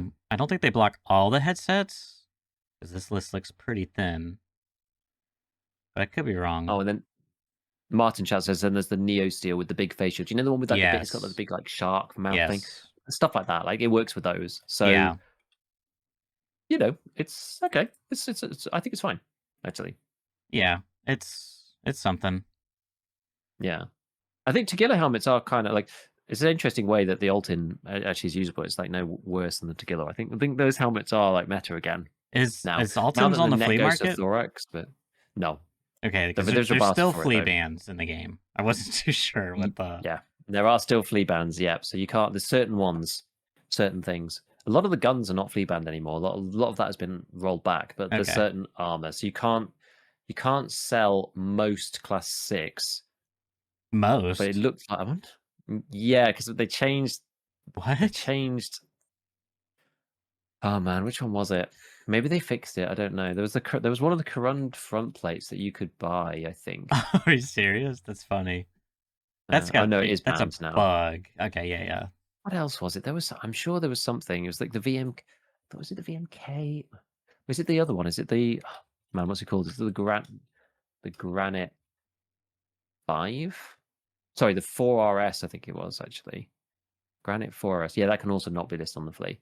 Yeah, fine. So they've got rid of it. Yeah, so there's no class 6 other than side plates, which has always been the case. Just quickly checking something here. Sure. Around VM filter. So yeah, so weirdly the class 5 front plate for the Corund is fleeable. Really? Yes. I think you did tell me about this, if I recall. Yes, I did. Because it's like level 40 or something. Yeah. Yeah. And you can barter this thing. If you do the Lighthouse quest, you can barter this. I mean, you can buy it from Prapor 4. I just can't So wrap my head around this stuff half the time, Giga. It's just too much. I know. I don't think BSG can either. I think that's why we end up in these weird situations. because they're like, But I mean, change this, change that. I think they forget what they've changed. it kind of makes sense. Like, There's just a lot of yeah, levers to pull. there is, which can be a good thing, and but also can't be a bad thing. I pretty much my livelihood depends on it. BSG Let's be keeping honest. the Giga Enterprise well funded and stuff. Exactly. Like someone needs to know what's going on, and it may as well be like me. like the sage of the village. It's just like, Giga, what did the patch note say? Let me read them. Yeah. read the patch tea note. leaves. It says niet. Oh my word. Okay. Right. Where were we on then? So that was the final complaint, because we skipped to the complaining thing. We're done with complaining? Are we done? Are we? I think we might be. Maybe. There's I think always we're room done for with more. complaining. There's always room. Yeah, I can find some more if you're enjoying the complaints. I'm sure we can find some more complaints. Anyway, so a post from one of our favorite people, Rima, the map maker. As a funny aside, by the way, so he does all the 3D modeling for like various maps. If you've seen the super high detailed 3D maps, it's probably from him. There was a post the other day about after the Tarkov TV about the icebreaker ship, which is like 8 floors of all different rooms or whatever. And we would just reply to it with like a cat face with the eye twitching, just like it's like modeling imagine modeling the whole thing. Like, oh my goodness. Anyway, so Rima's been up to some fun shenanigans. So he has been looking at screenshots the BSG and Nikita have posted, which are not, it's not really obvious necessarily like what they are. And he's been doing some geoguessing as to where they might be, which is kind of cool. Because like of all the people who, it's one of those things where until you actually go and do the work, you don't really know, right? Like we know the various places in the game, and if someone says like, "Where's this specific room?" or whatever, it's like, "Oh, I don't know." And when you see it, you're like, "Oh yeah, like I get that." But like he's like probably. And admittedly, as he says, he doesn't actually play the game that much because he spends most of his time doing like 3D modeling and whatever else he does outside of being online space. But if somebody knows the buildings and knows the maps and knows the locations, it's him because he's had to recreate them all. So like he's looked at them all in detail, So anyway, so there's the first one, which is a nightclub picture. So there's a club pic that Nikita posted, which seems to be based off the Gamma Festival in St. Petersburg, a techno festival held in the factory building. If not an entirely new location, I think it might be located in the center of streets or the North Center on Customs, one of the outer bounds buildings. So it's quite cool. There's like the final picture looks a bit like Customs Factory in some way. Obviously, from the inside, we don't really know where it's going to be, but like that definitely could fit in with the Customs vibe, right? Yeah. Like over the wall into the factory section. Like, pretty cool. 100%. So we don't know where that's going to be. Then there's another picture shown on the BSG stream. You can see 2 buildings outside the window. This is the one that's like a construction site in a skyscraper. And he says here, this matches with 2 buildings on the east side of Ground Zero. The picture seems to be taken from inside of the Empire building, the tallest skyscraper on the location. Because you can kind of see like the round building. It's got like a sort of specific design to it. And it's taken from... it's hard to know exactly how high up it's being taken from. But it'd be kind of neat if they added like, I don't know, some kind of like vertical section to one of the maps, or maybe it's like I think they said it was like, this is all to do with this hand wavy, PvE thing, maybe arena, maybe not, maybe an event-based game, maybe it's story-driven, maybe it's single player. Nobody really knows. BSG's secret plans for introducing like new stuff, I don't really know. So maybe we get to fight our way through in a specific scenario up one of the towers. I don't know. Remo actually himself says Empire will likely be a Vertigo-inspired arena map location. I'm not sure about the club. I can see that being arena-related, also be based off the real-life layout of the place, which is kind of cool. So, yeah, it could be interesting, like a vertical arena map. Like, I don't know exactly which bit this was related to. Again, as I say, it may be that single-player section that they talked about for arena. This cool thing, but it's kind of fun. I'm excited. They've got some fun stuff planned. We just have to wait and see and play it, but. It could be nice. Could be nice.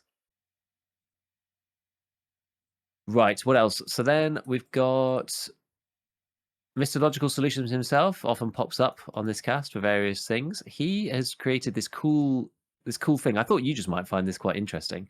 And he says, "Oh, you're an editor and your streamer died in raid before you could load their PMC? No worries. pick and choose, mix and match, throw in a gun or two. So basically, what he's created, and I haven't used this yet, I haven't even tested it or anything, is that you can. It's like a full Tarkov like PMC body creator. So you can get like a high resolution screenshot of like any gear set, any clothing, any customization with weapons or whatever it might be, which is pretty neat. So he said basically like the gun builder and the item generator portion is going to be free. The PMC side like is going to be a paid for thing because it's resource intensive, which I understand. That makes sense. I don't understand. Yes, it's like a what's the use case here? I think primarily for content creation. So for thumbnails or posing, gotcha. assets in certain ways or showcasing different guns or whatever. I'm gonna have to play around with it and see like what's doable, what's not doable. Yeah. But it'd be quite neat to be able to get like a close up, high resolution shot of a PMC holding like an SR25 with the new stuff on it for like a thumbnail, for example. So you may see some of this stuff popping up based on this tool, but it's just quite a neat thing. You could also go through and like I guess you could drip check your character before you go and load them out or something. If you care about the aesthetics, you can like mix and match without having to have all the gear on you, without having to have all the stuff unlocked. You can go and look and see what it's going to look like on your PMC. If you want to do, I don't even know what those games that my sister used to play when she was like a young teenager, where you just like dress up like, I don't know. Anyway, something like those lines, but for middle-aged Tarkov players. Tarkov, fashion, Escape from Forever 21. Escape from fashion, yeah. Escape from the catwalk, 2026. Maybe this is the new game mode Nikita's talking about the whole time. It's just going to be a Tarkov fashion game instead. This is what happens after you escape. So this is pretty cool. I just quite like community tools, really, and this looks like it's been well thought through. I'm actually not entirely sure how he's done this, but yeah, I mean, like, I'm curious. Can you spin this around? Like, is it just the I guess that to me that would be the most useful thing. The other stuff, it literally says rotation in the bottom left. So yeah, I think so. Oh, okay. Huh. Wonder. Yeah, it's interesting. Full body avatar with aim, the pose.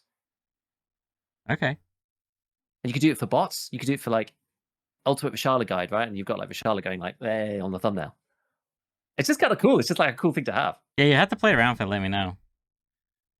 Randomizer challenge loadouts. Yeah, like there's lots of potential use cases for this. It's just like I like it. I'm like, oh, this looks well done, and it's just like an interesting thing, even if it's not necessarily immediately obvious what you're going to use it for. But it's just like it's a cool thing to just be aware of because at some point it might become more than this. I don't know.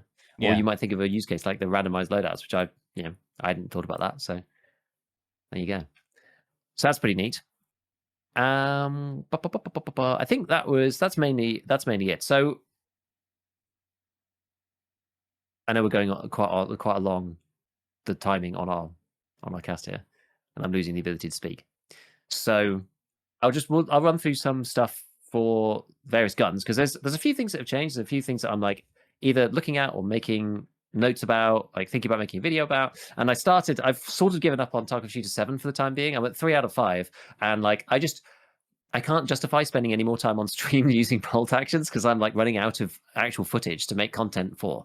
So I've had to take a pause for a minute and go and do something else because I genuinely need to make videos about something that's like gun stuff. I've like hardly done any gun stuff this week because of it, and so we're moving back to it. So like a few that I've been looking at. I just released a video about the SVT because the SVT was great, and then it was nerfed. And now it's back on the Flea. So you can access it at level 15, which you couldn't before. I think I actually can't remember when it was available on Fleet and when it came back or whatever.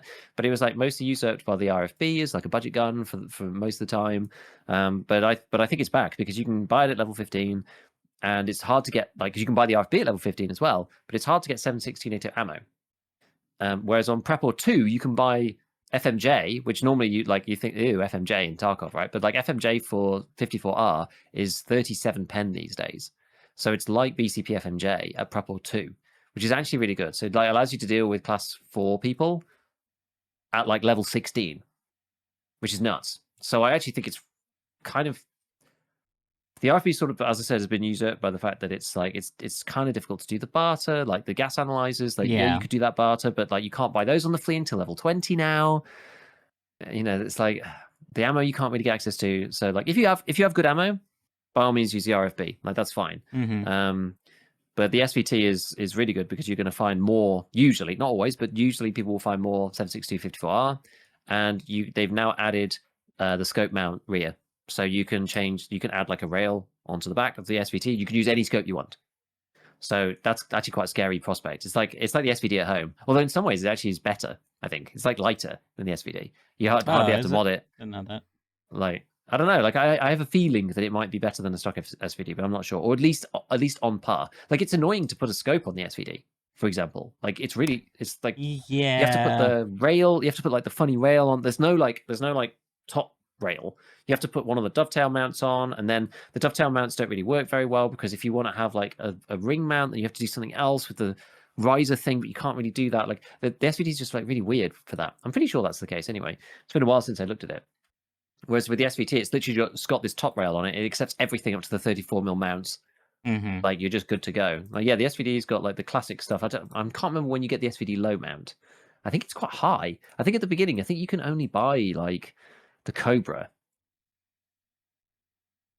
and maybe the Pillad, and they don't take the 30mm mount.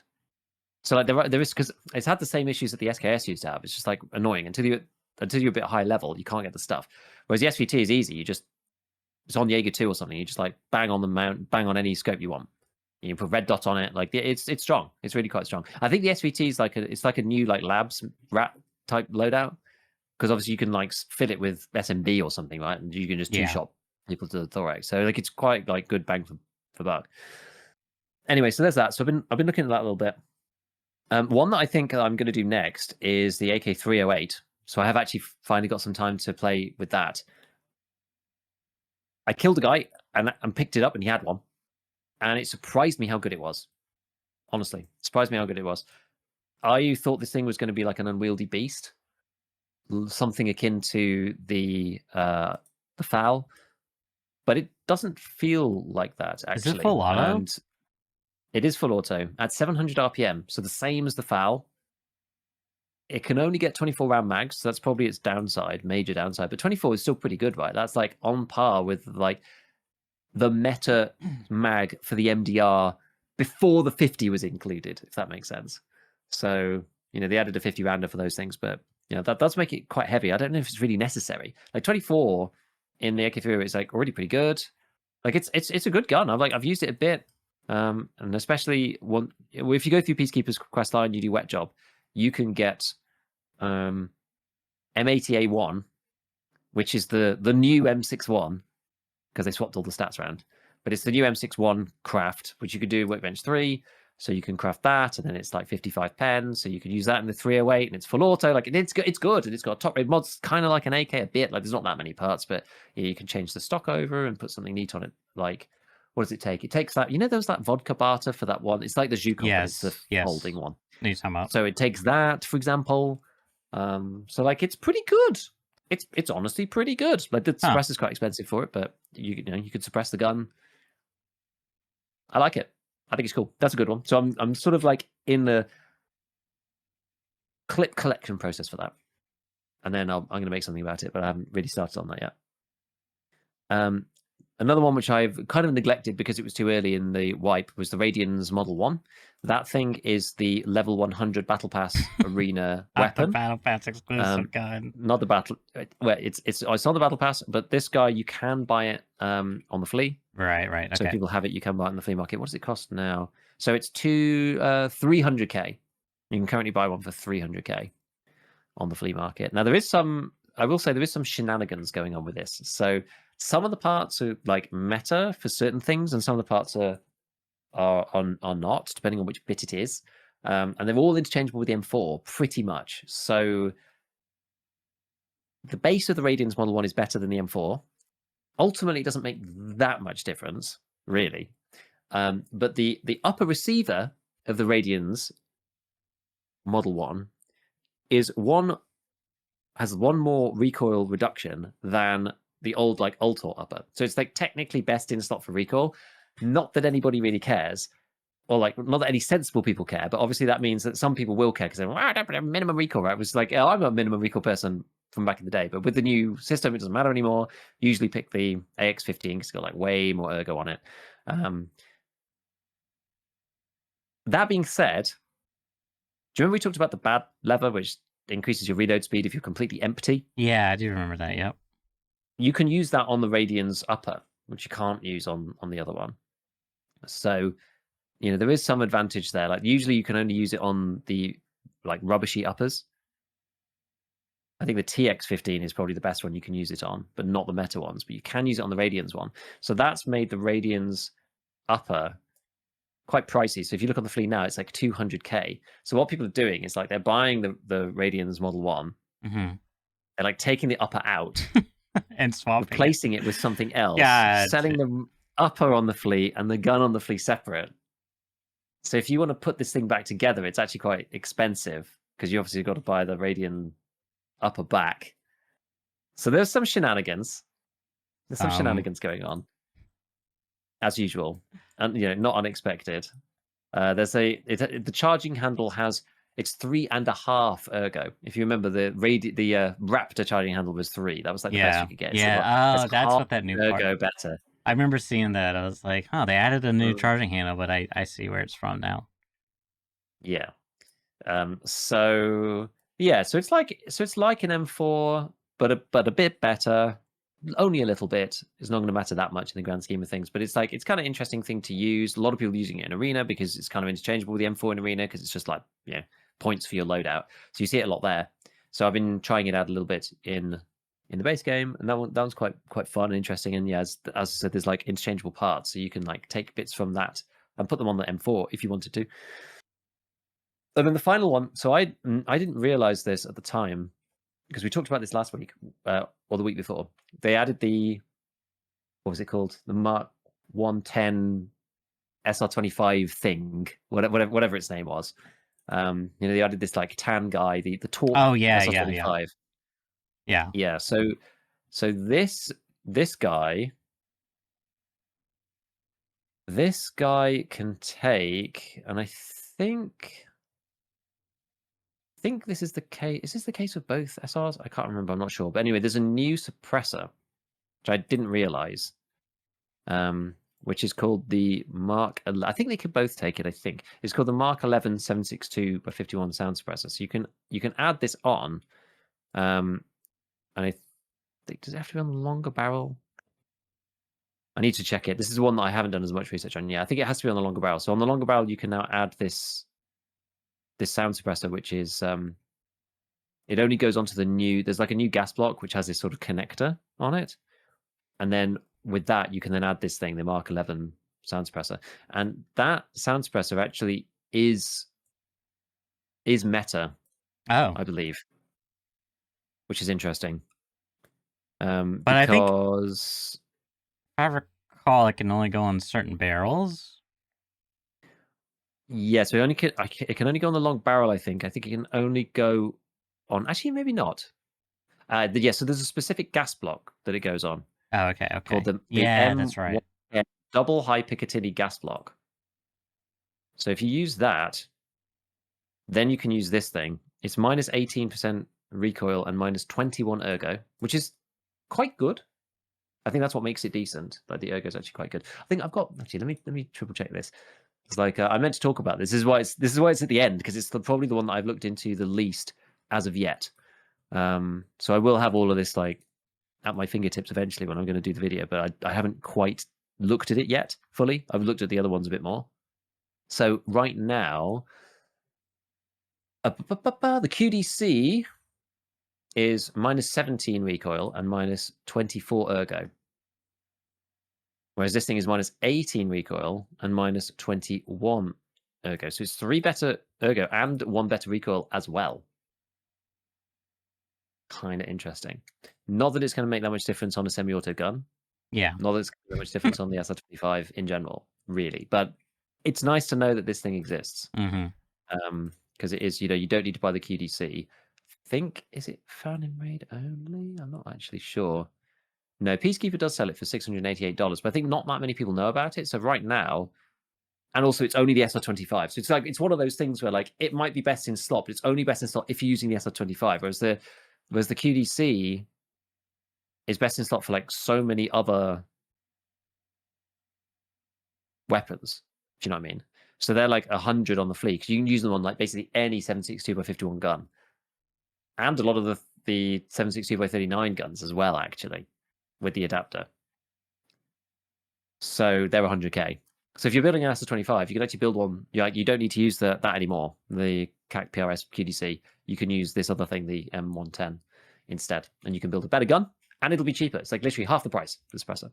You can get them in black and in tan as well. So yeah, that's pretty much what I've been looking at in terms of weapons. And yeah, you'll probably see all of these appear on the YouTube channel over the next like couple of weeks as I look at them, use them, tweak them, like get the clips for them, and then build a video, and then put it up.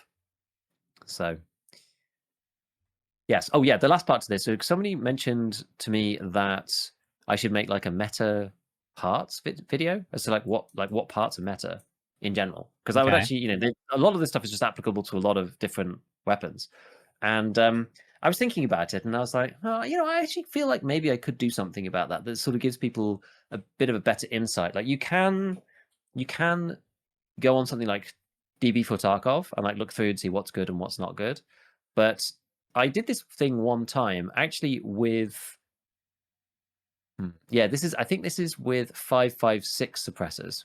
And I built a little chart because I wanted to visualize it. And I think I've got it linked in our thing if you want to pull it up.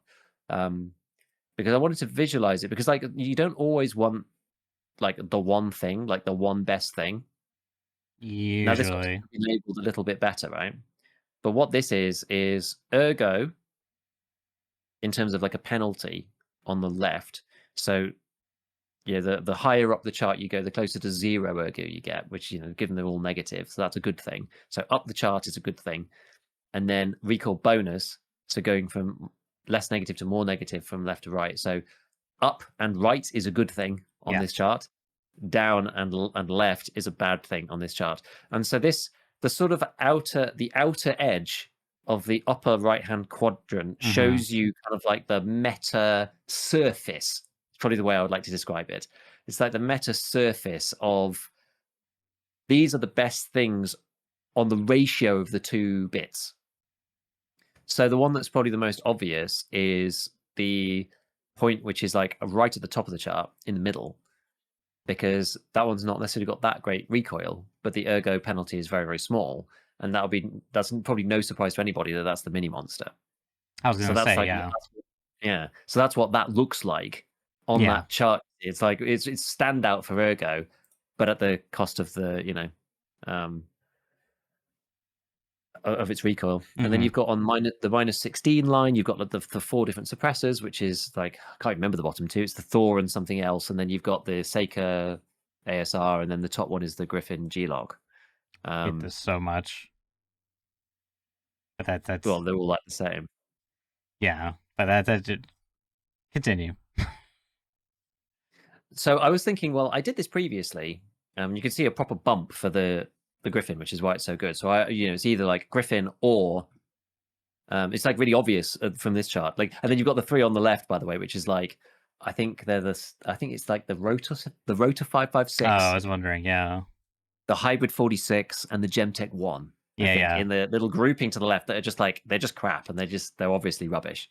They only matter if you don't want to afford the mini monster or it doesn't fit or whatever, and then you want ergo at like any recoil cost, like you just don't care.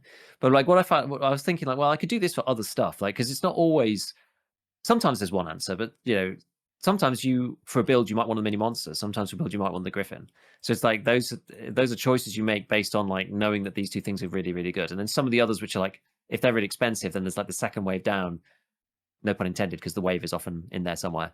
Either like -2. I can't remember where that one is on this chart. But anyways, like I just had this idea. So somebody said to me like, "Oh, you should do something about meta attachment stuff." I'm like, actually, it'd be interesting to like map out that surface for like stocks and vertical foregrips and whatever, like things that are sort of taking the same slot up. To like actually map that out for a few parts and just be like, well, it depends what you're going for, right? Like here's like it's a sort of a rough guide of like at each point here's the best thing within this category, right? So the mini monster is not always the best thing, but neither is the Griffin either. It depends sort of on the situation, depends on the gun.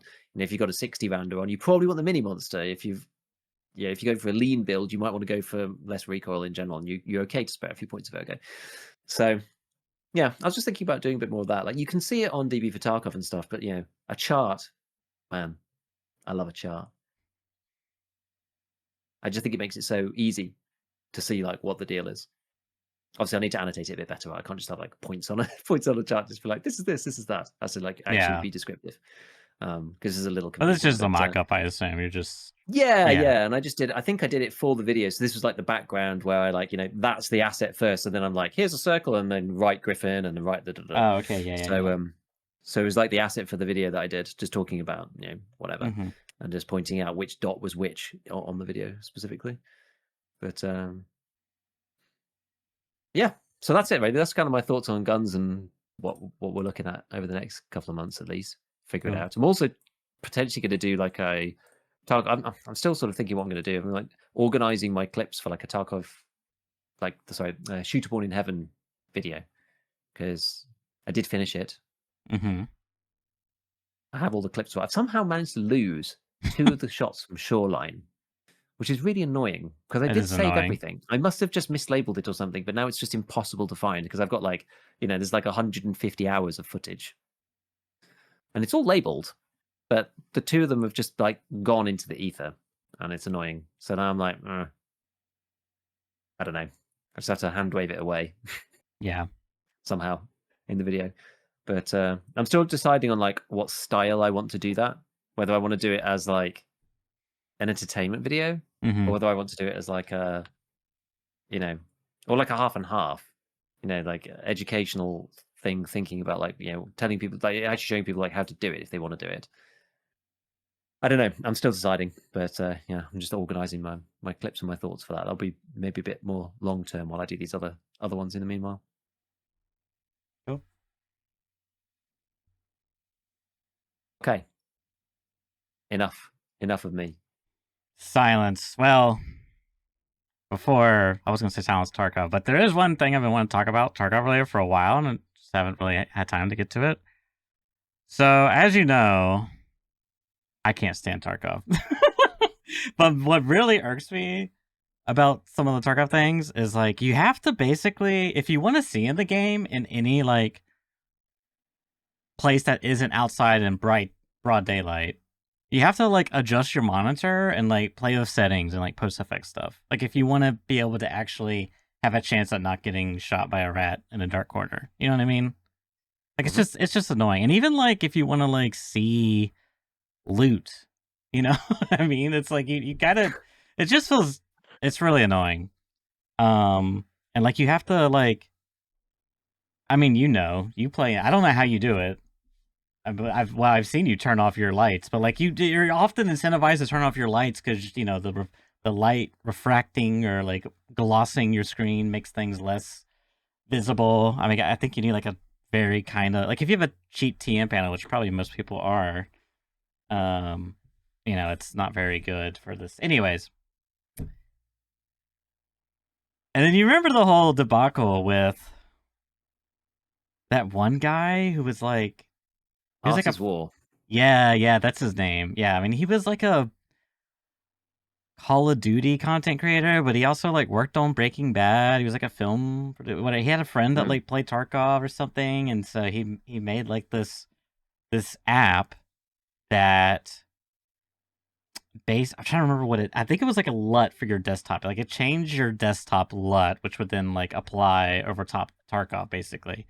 And I think there was like plans in the future to do like presets for each map, and you could have like a hotkey or something and cycle it. Because I remember like Trey 2K, he posted a video about it, I want to say. Because this was like back when interchange was god awful.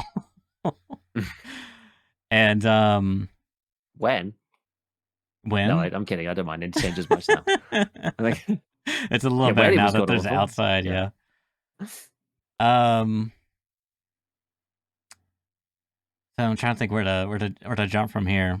So I don't know, coming back to Tarkov and playing 1.0, it was just like I just don't have it in me to sit here and tweak with like NVIDIA, color filter settings, Tarkov settings. Like my monitor's already been, you know, by default it runs in like the gaming mode, black level, you know, it's like gray, you know, and it's still just like I can't see half the time, and it's so irritating. And then yeah, um, so I was like, you know what? I bet there's a way. I bet someone has found a solution for this. You know, I can't be the only one that's like irritated because my monitor is not. It is IPS, so it is nice for colors, but the actual quality of the monitor technology is not that good. Like I looked it up on like a monitor review specialist site, like where they have all this equipment stuff. Like it's good for like gaming, um, like the you know refresh rate and that stuff. It's like fine. It's a budget gaming monitor, you know.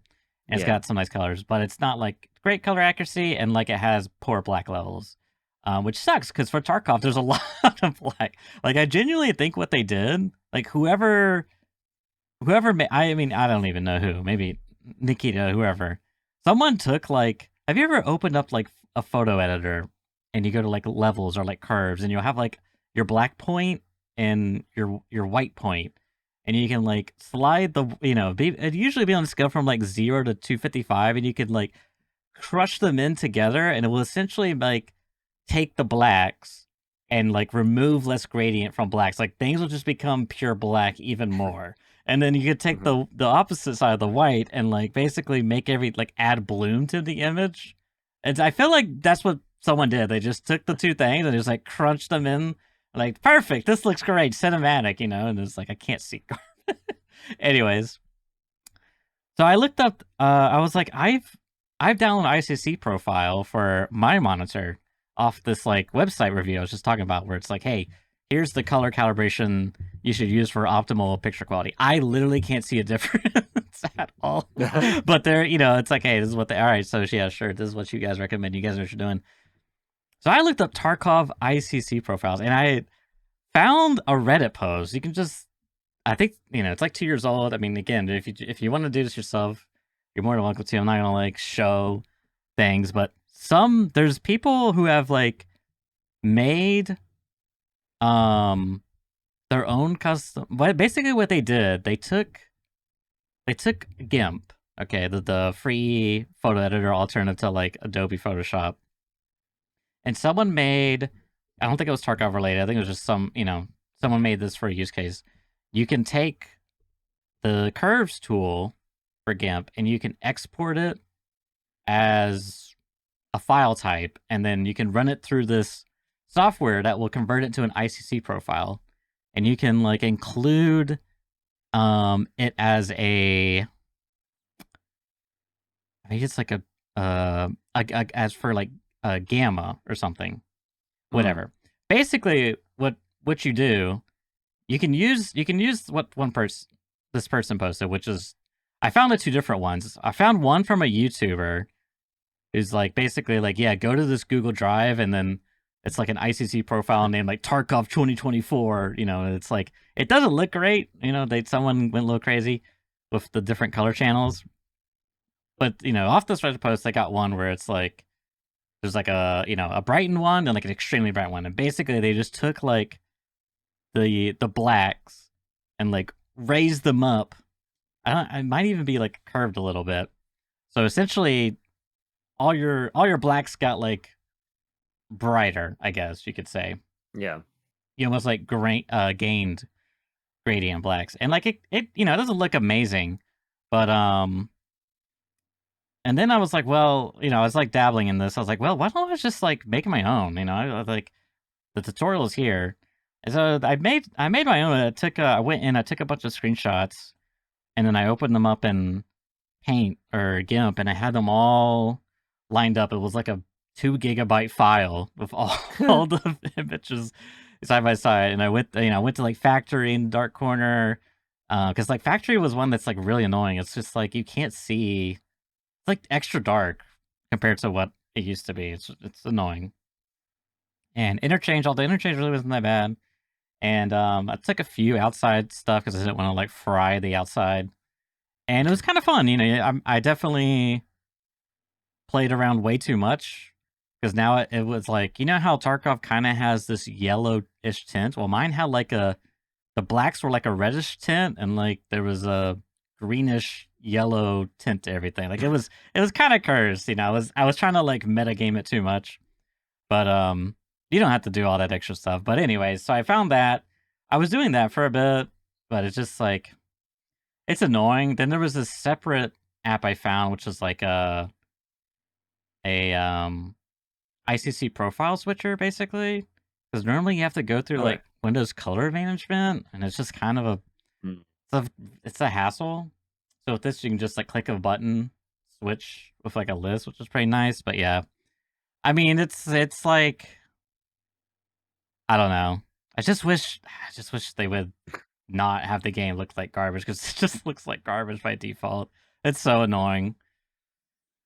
But yeah, anyways, I just thought that was funny. I actually messaged Clem about that. I was like, "Have you seen this?" Because you know he Oh kind of yeah. likes this type of stuff, and he was like, "Yeah, I made a meme about it. Let me pull up the meme. Oh, I think I deemed it too, so I could pull it up. I know where did I put that? I put it in the show notes.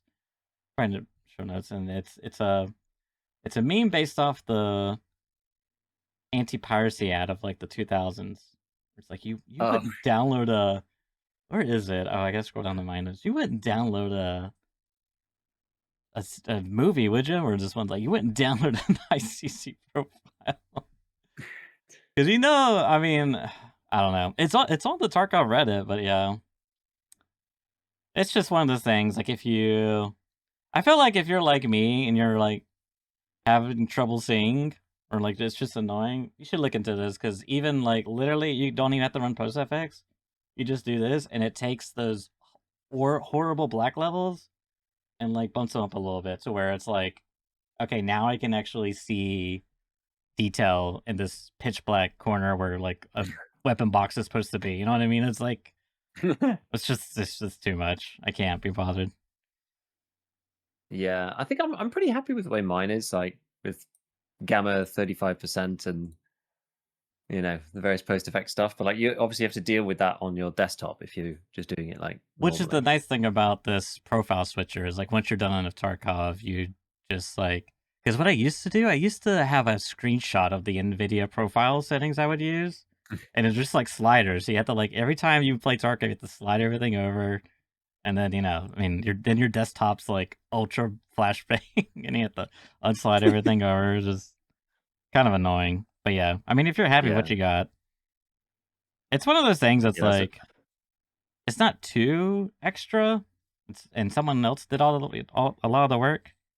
But Yeah. I'm just like I'm kind of surprised it's like still out there because this kind of is just like another. I mean, there is no actual soft. You don't have to download any software. You can just download the profile and set up the Windows Color management. You know, so it's like I don't know. There's no way of like stopping this from BSG. I just wish BSG would just like you know Maybe what's they the don't word? care anymore. Yeah, I don't know. What's the word I'm looking for? Maybe they've Like given up caring. maybe When you say like wish they'd sort of swallow their pride. Like all I'm trying to, it's like, can we get the most tiniest incremental accessibility feature? No, this is a hardcore game. Absolutely not. Are you kidding me? you're not meant to see. Yeah, it's just really annoying. Yeah. Yeah. Um, moving on. Bungie released a Marathon Vidoc, which you and I we talked about last cast just at the very end. Like we actually talked about it, but I'm Hmm. curious what your thoughts are. And I don't know. I mean, it's what did first like what did you think I thought it looked a lot better. visually or like as holistically, Honestly, both. which is good. Yeah. Yeah.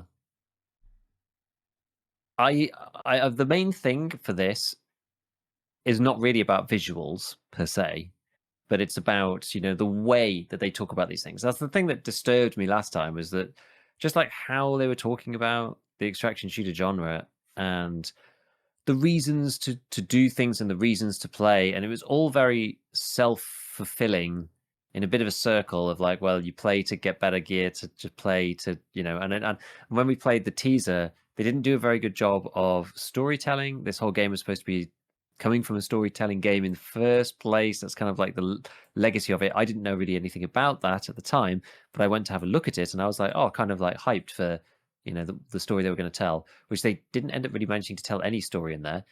There was supposed to be a ship, the Marathon ship, which they didn't talk about at all in the teaser. And I know it was supposed to be early access, test or whatever, but like you got to frame the scene. It's a bit like we've talked about this like actually since then, which is about Arc Raiders, and it opens up Yeah. and there's a cinematic cutscene and says here's what's supposed to happen, and like you kind of just know your place in the world, you know what you're supposed to do intuitively without like having to like work at discovering like sure there should be secrets and stuff, that's fine, but like to work to figure out like what on earth is like actually really going on and try and frame yourself in the environment like that, especially for a world like Marathon. These guys have got to work extra hard because the world is Sci-fi.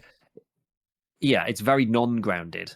Yeah. And so the stuff is unintuitive by definition, so people have to work harder to understand like what exactly is going on and like where they fit in and like how things are portrayed. And I don't think they did a very good job of that previously, and they just kind of it was almost like they just assumed that people were just going to play it because it's like, oh, it's the Bungie extraction shooter, so they're just going to play it for the extraction loop. It's like that's just not going to work.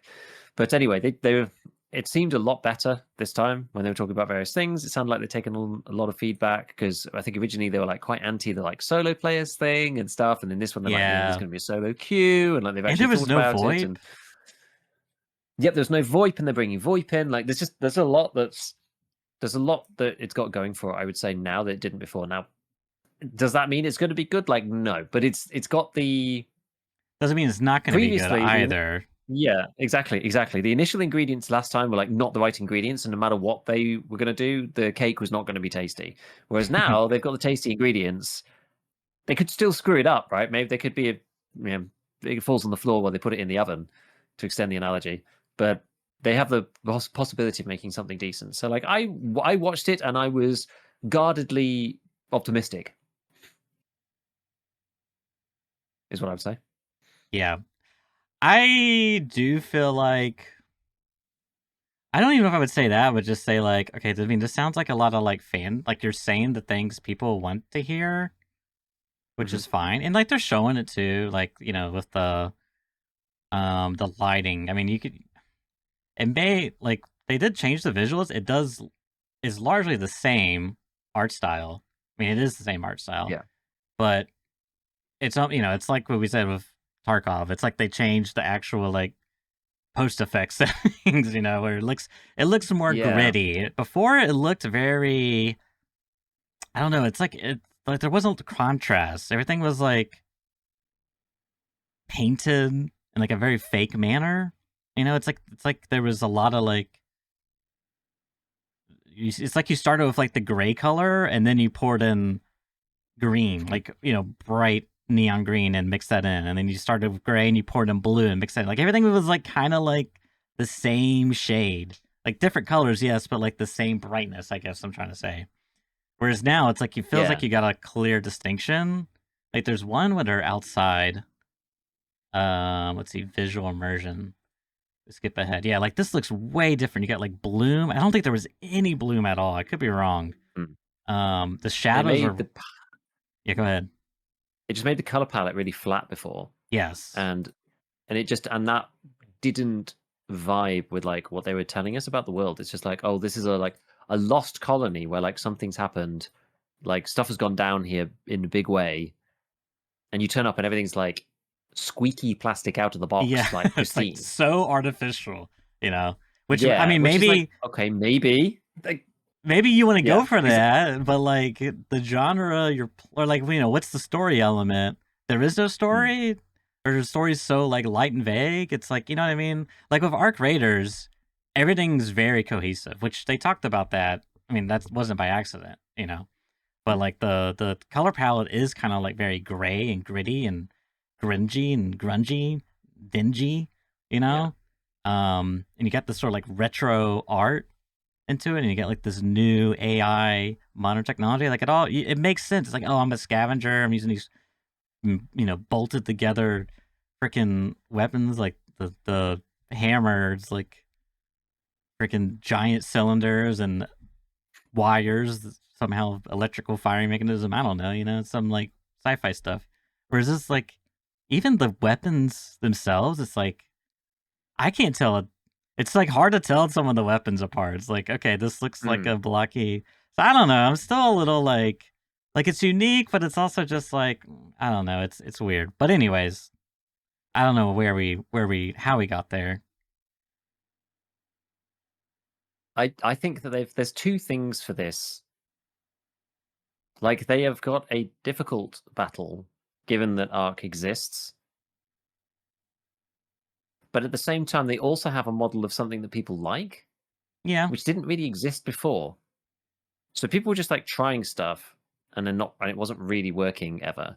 And then Tarkov just was existing in its own thing, and like all the AAA guys are just like, well, we don't want to make that because that's like crazy, you know? Mm-hmm. Like it's a crazy game. It's a crazy game, and nobody really understands why it works. Like least of all Nikita probably.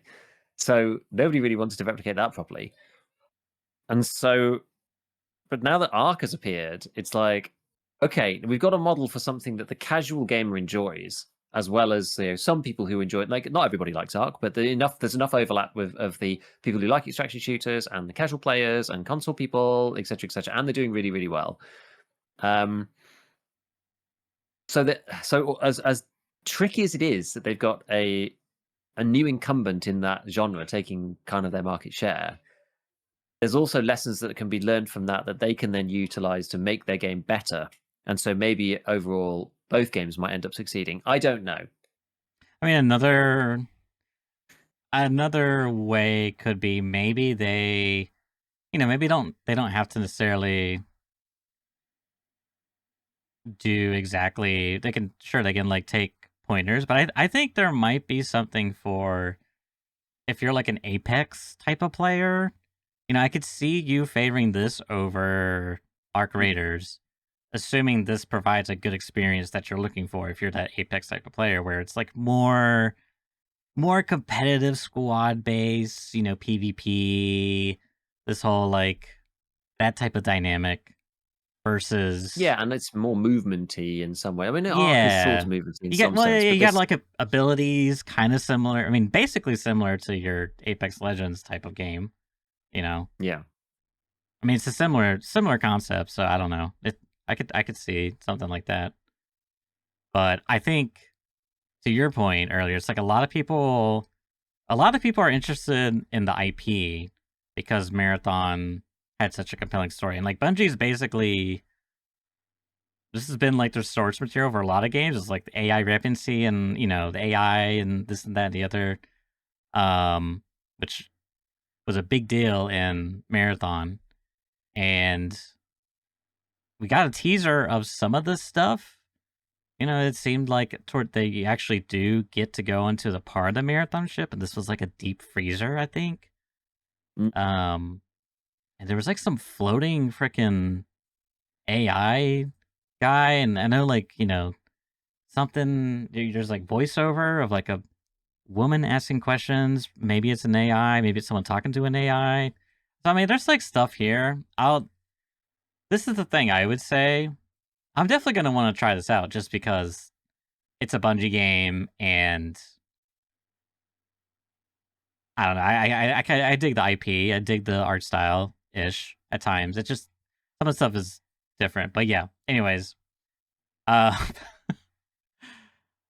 I think that's gonna be the big factor is how they execute on immersing the player where they feel like they're not playing an artificial.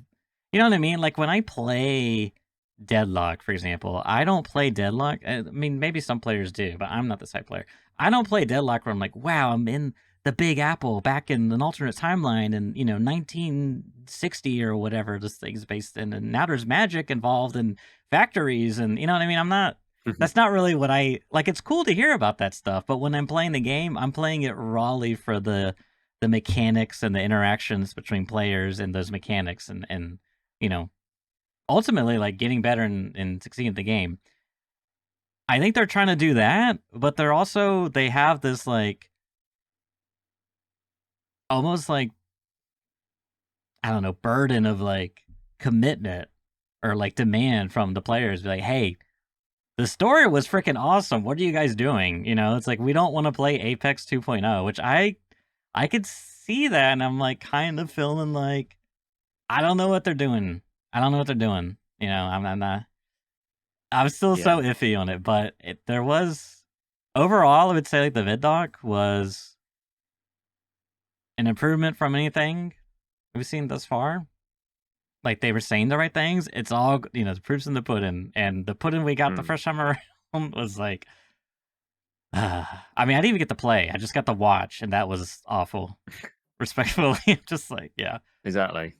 the debacle behind that. So yeah, we'll see. I still think it's a shame that they've gone down this like runner thing.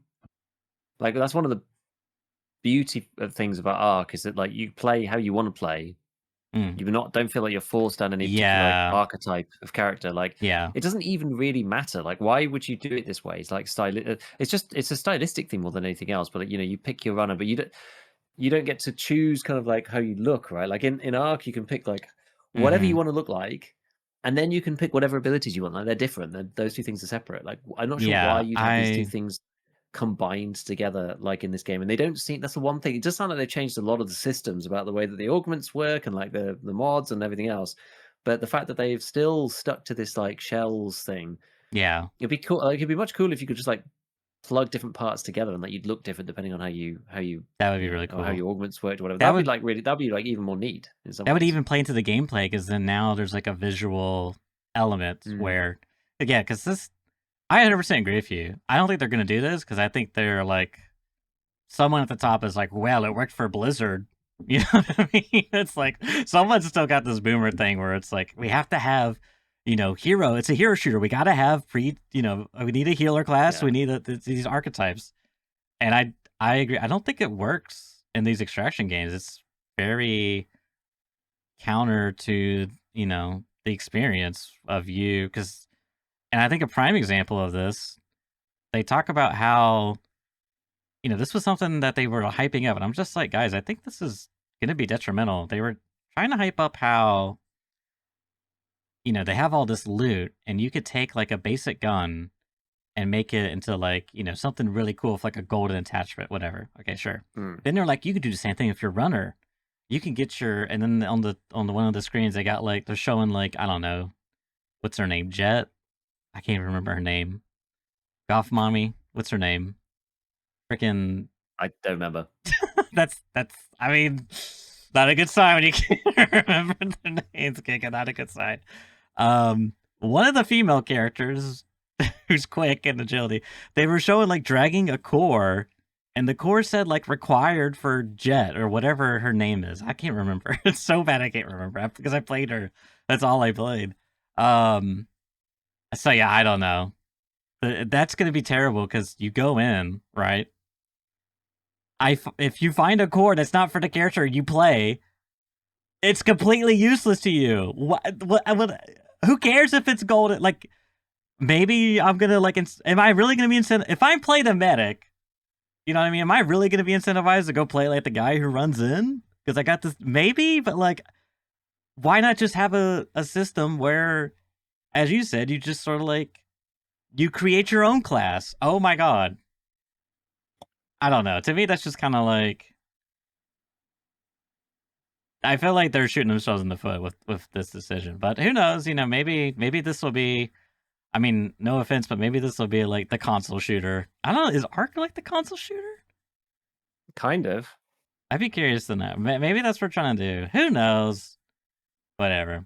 The other thing that's not looking too hot. I feel like the writing's on the wall, but someone else left the team. They were the art lead. I can't remember their name, but Is it that guy Joseph something? Joe something? mm, maybe, maybe. Let me see. I might have their name here. Joseph Cross. Yes, that is them. Yep. Which, yeah, I mean, I think from what I heard, he's like worked on a lot of projects. Very respected person, and basically like quit and is starting a new adventure. and like coming off the back of the marathon drama with like art theft, which was in retrospect a little blown out of proportion, but um, it happened. I don't think it was handled all that well by Sony slash Bungie, Mm. and it's also isn't the first time that this happened. So I don't know. It's crappy. I won't mention it too much more, but so yeah, I don't know. That for me, that's just like because prior to that, there was a different game director working on it. His name was Christopher. Let me just pull up the post here. I got it. Christopher Barrett. So I don't They want got to loads talk. of different people, didn't they, after the first sort of set of tests? Yeah. Well, yeah. I mean, there's. Yeah. I mean, it just seems like I don't know. Things are not looking good-ish for them as a studio, particularly during this marathon era. But anyways, don't want to go into drama, but essentially, this person left because of him being a bad person. Let's say, and but he went over his in this post. Someone asked him because he said Joe's the one kind of town where he ends up wherever he ends up next is they're lucky to have him. And then someone asked him, when you were the game director, what was your vision for the game? Um, and then he says, the original inspiration was not Tarkov or extraction shooters. It was Dark Age of Camelot. Have you heard of Dark Age of Camelot before? No. This is a MMO. I looked it up, and it's still in today. It's ran by EA Arts, and it's known for its unique take on PvP and having to Right. do with like I don't know, some type of rated. It's got some unique mechanics to it. I haven't. I kind of want to look into it, but we'll see. Uh, is it? Sorry, I said that. A tense living world experience filled with co-op player stories and the potential danger of other players. Extraction was just a convenient mechanic leveraged to create around a 15-minute game loop where players in the same session have multiple opportunities to succeed or fail. Here's some of the original design goals off the top of my head in no particular order. Persistent servers allow consistently full zones and join in progress. The world is dangerous. You never know what to expect. Also ensures joining a session in seconds instead of waiting for a long matchmaking queue.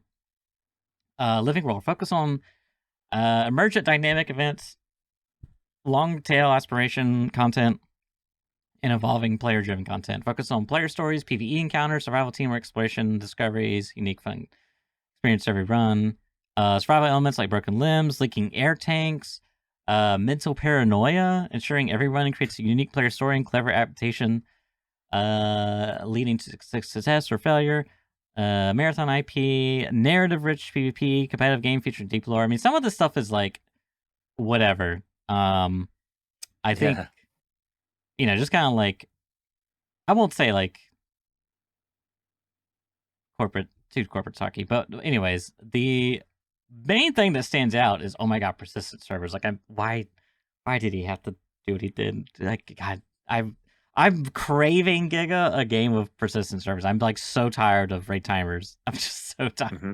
I'm so tired of them. But I thought that was interesting. And it's very unfortunate.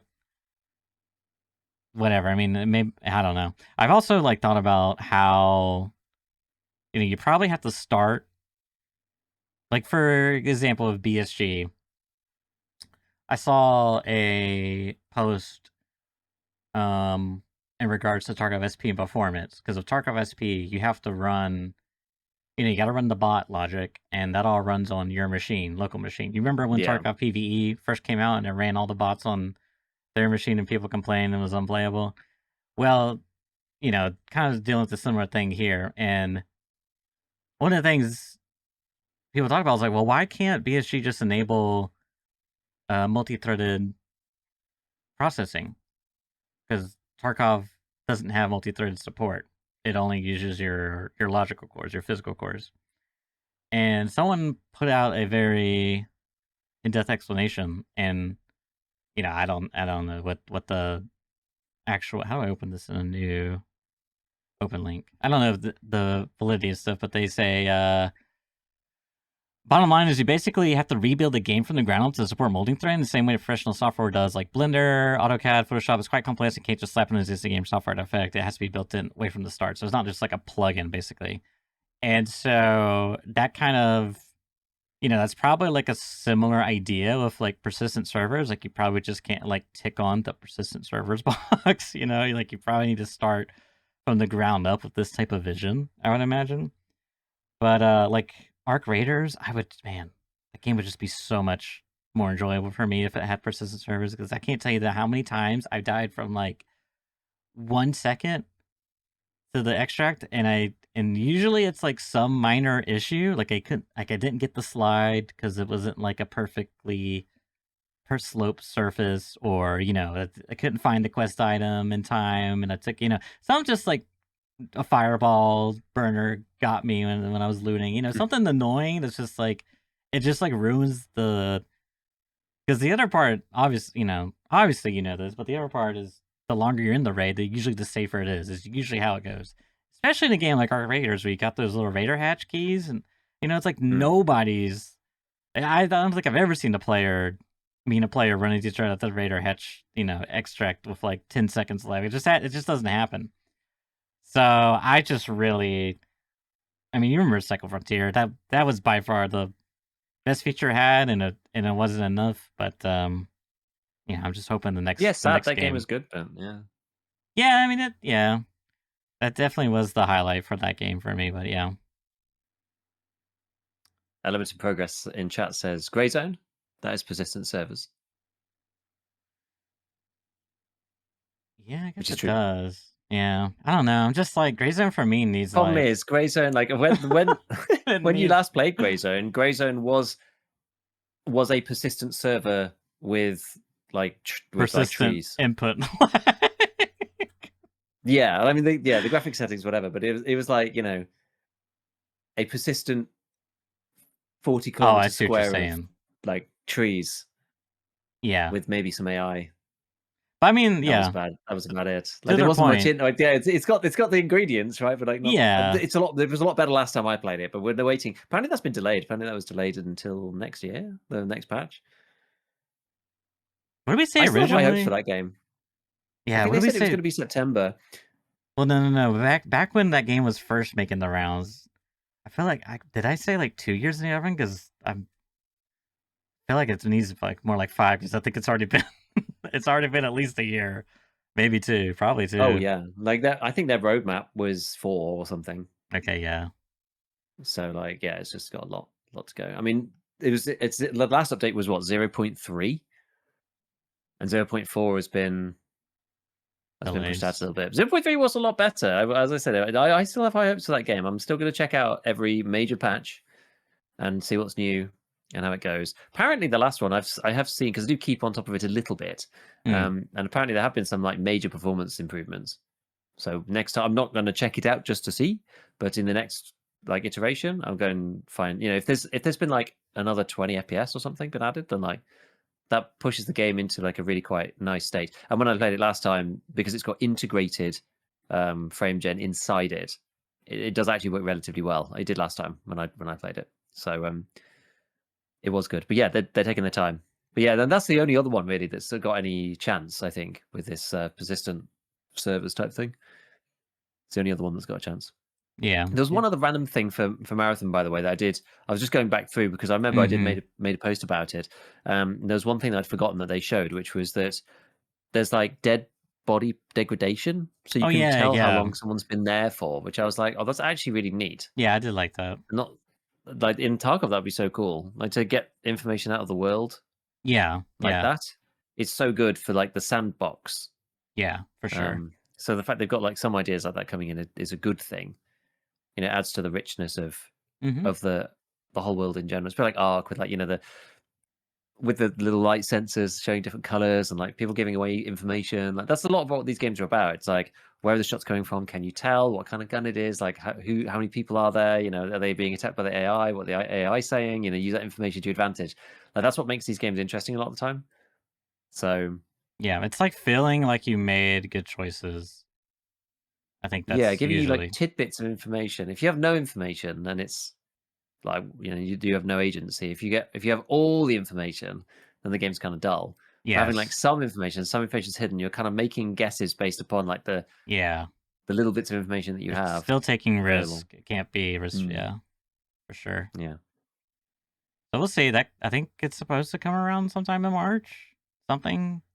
I think it's. I think It says it's. marathon releases March 2026. It says on the Yeah. So Twitter post. we'll see. I don't know. Are you dropping? If it's $30 or $60, are you dropping 60 for it? I don't know. Are they doing any more playtests? Some people have been saying like, "Oh, I've been playing the playtest," blah, blah, blah. I just like didn't sign up again, so I I don't probably should. know. There might be one in the future. I'm pretty sure they're all NDA locked though. Yeah, I think so. I think that's probably why I haven't been. Well, I just didn't really care, Yeah. but I should probably like re-sign back up because I think you had to re-sign back up, and I couldn't be bothered. So I should go and check to make sure that I actually am, because maybe I will go and check it out. Yeah. Marathon Yeah. on the Just page. I don't Add know. to wish list. Steam sign ups alive. Is that for the last one? Or was this a new one? Hit request access on the store page. Maybe that was the old one. That was October. That was a long time ago. Hmm. Hmm. Oh no, this does look like the right. This does look like the thing. I don't think you could sign up anymore for that stuff. I don't think there's anything on the page for it. Oh well. Well, we'll see. I mean, I might do. I don't know. I'll see what the like very initial reception is, and then Yeah. I'm with you you there. never know. I might end up just getting a code for it anyway or something. That often That's ends up happening, true. even if you've like not been part of it or whatever. So we'll see. We'll see. I was gonna make a joke about this or black budget, but I think I know the answer, so it's not really that funny. Oh my um, goodness. That really is a choice, isn't it? yeah. Yeah. I guess I thought I'll save since we're a little over time. I'll save some of the other stuff for next week. But Okay. otherwise, unless you got anything else, you can wrap it up here. No, anything else I'll move to next week as well, I think. Mm, Any other little bits. sounds good. All right. As always, thank you everyone for tuning in, and we'll catch you all next week. Bye for now.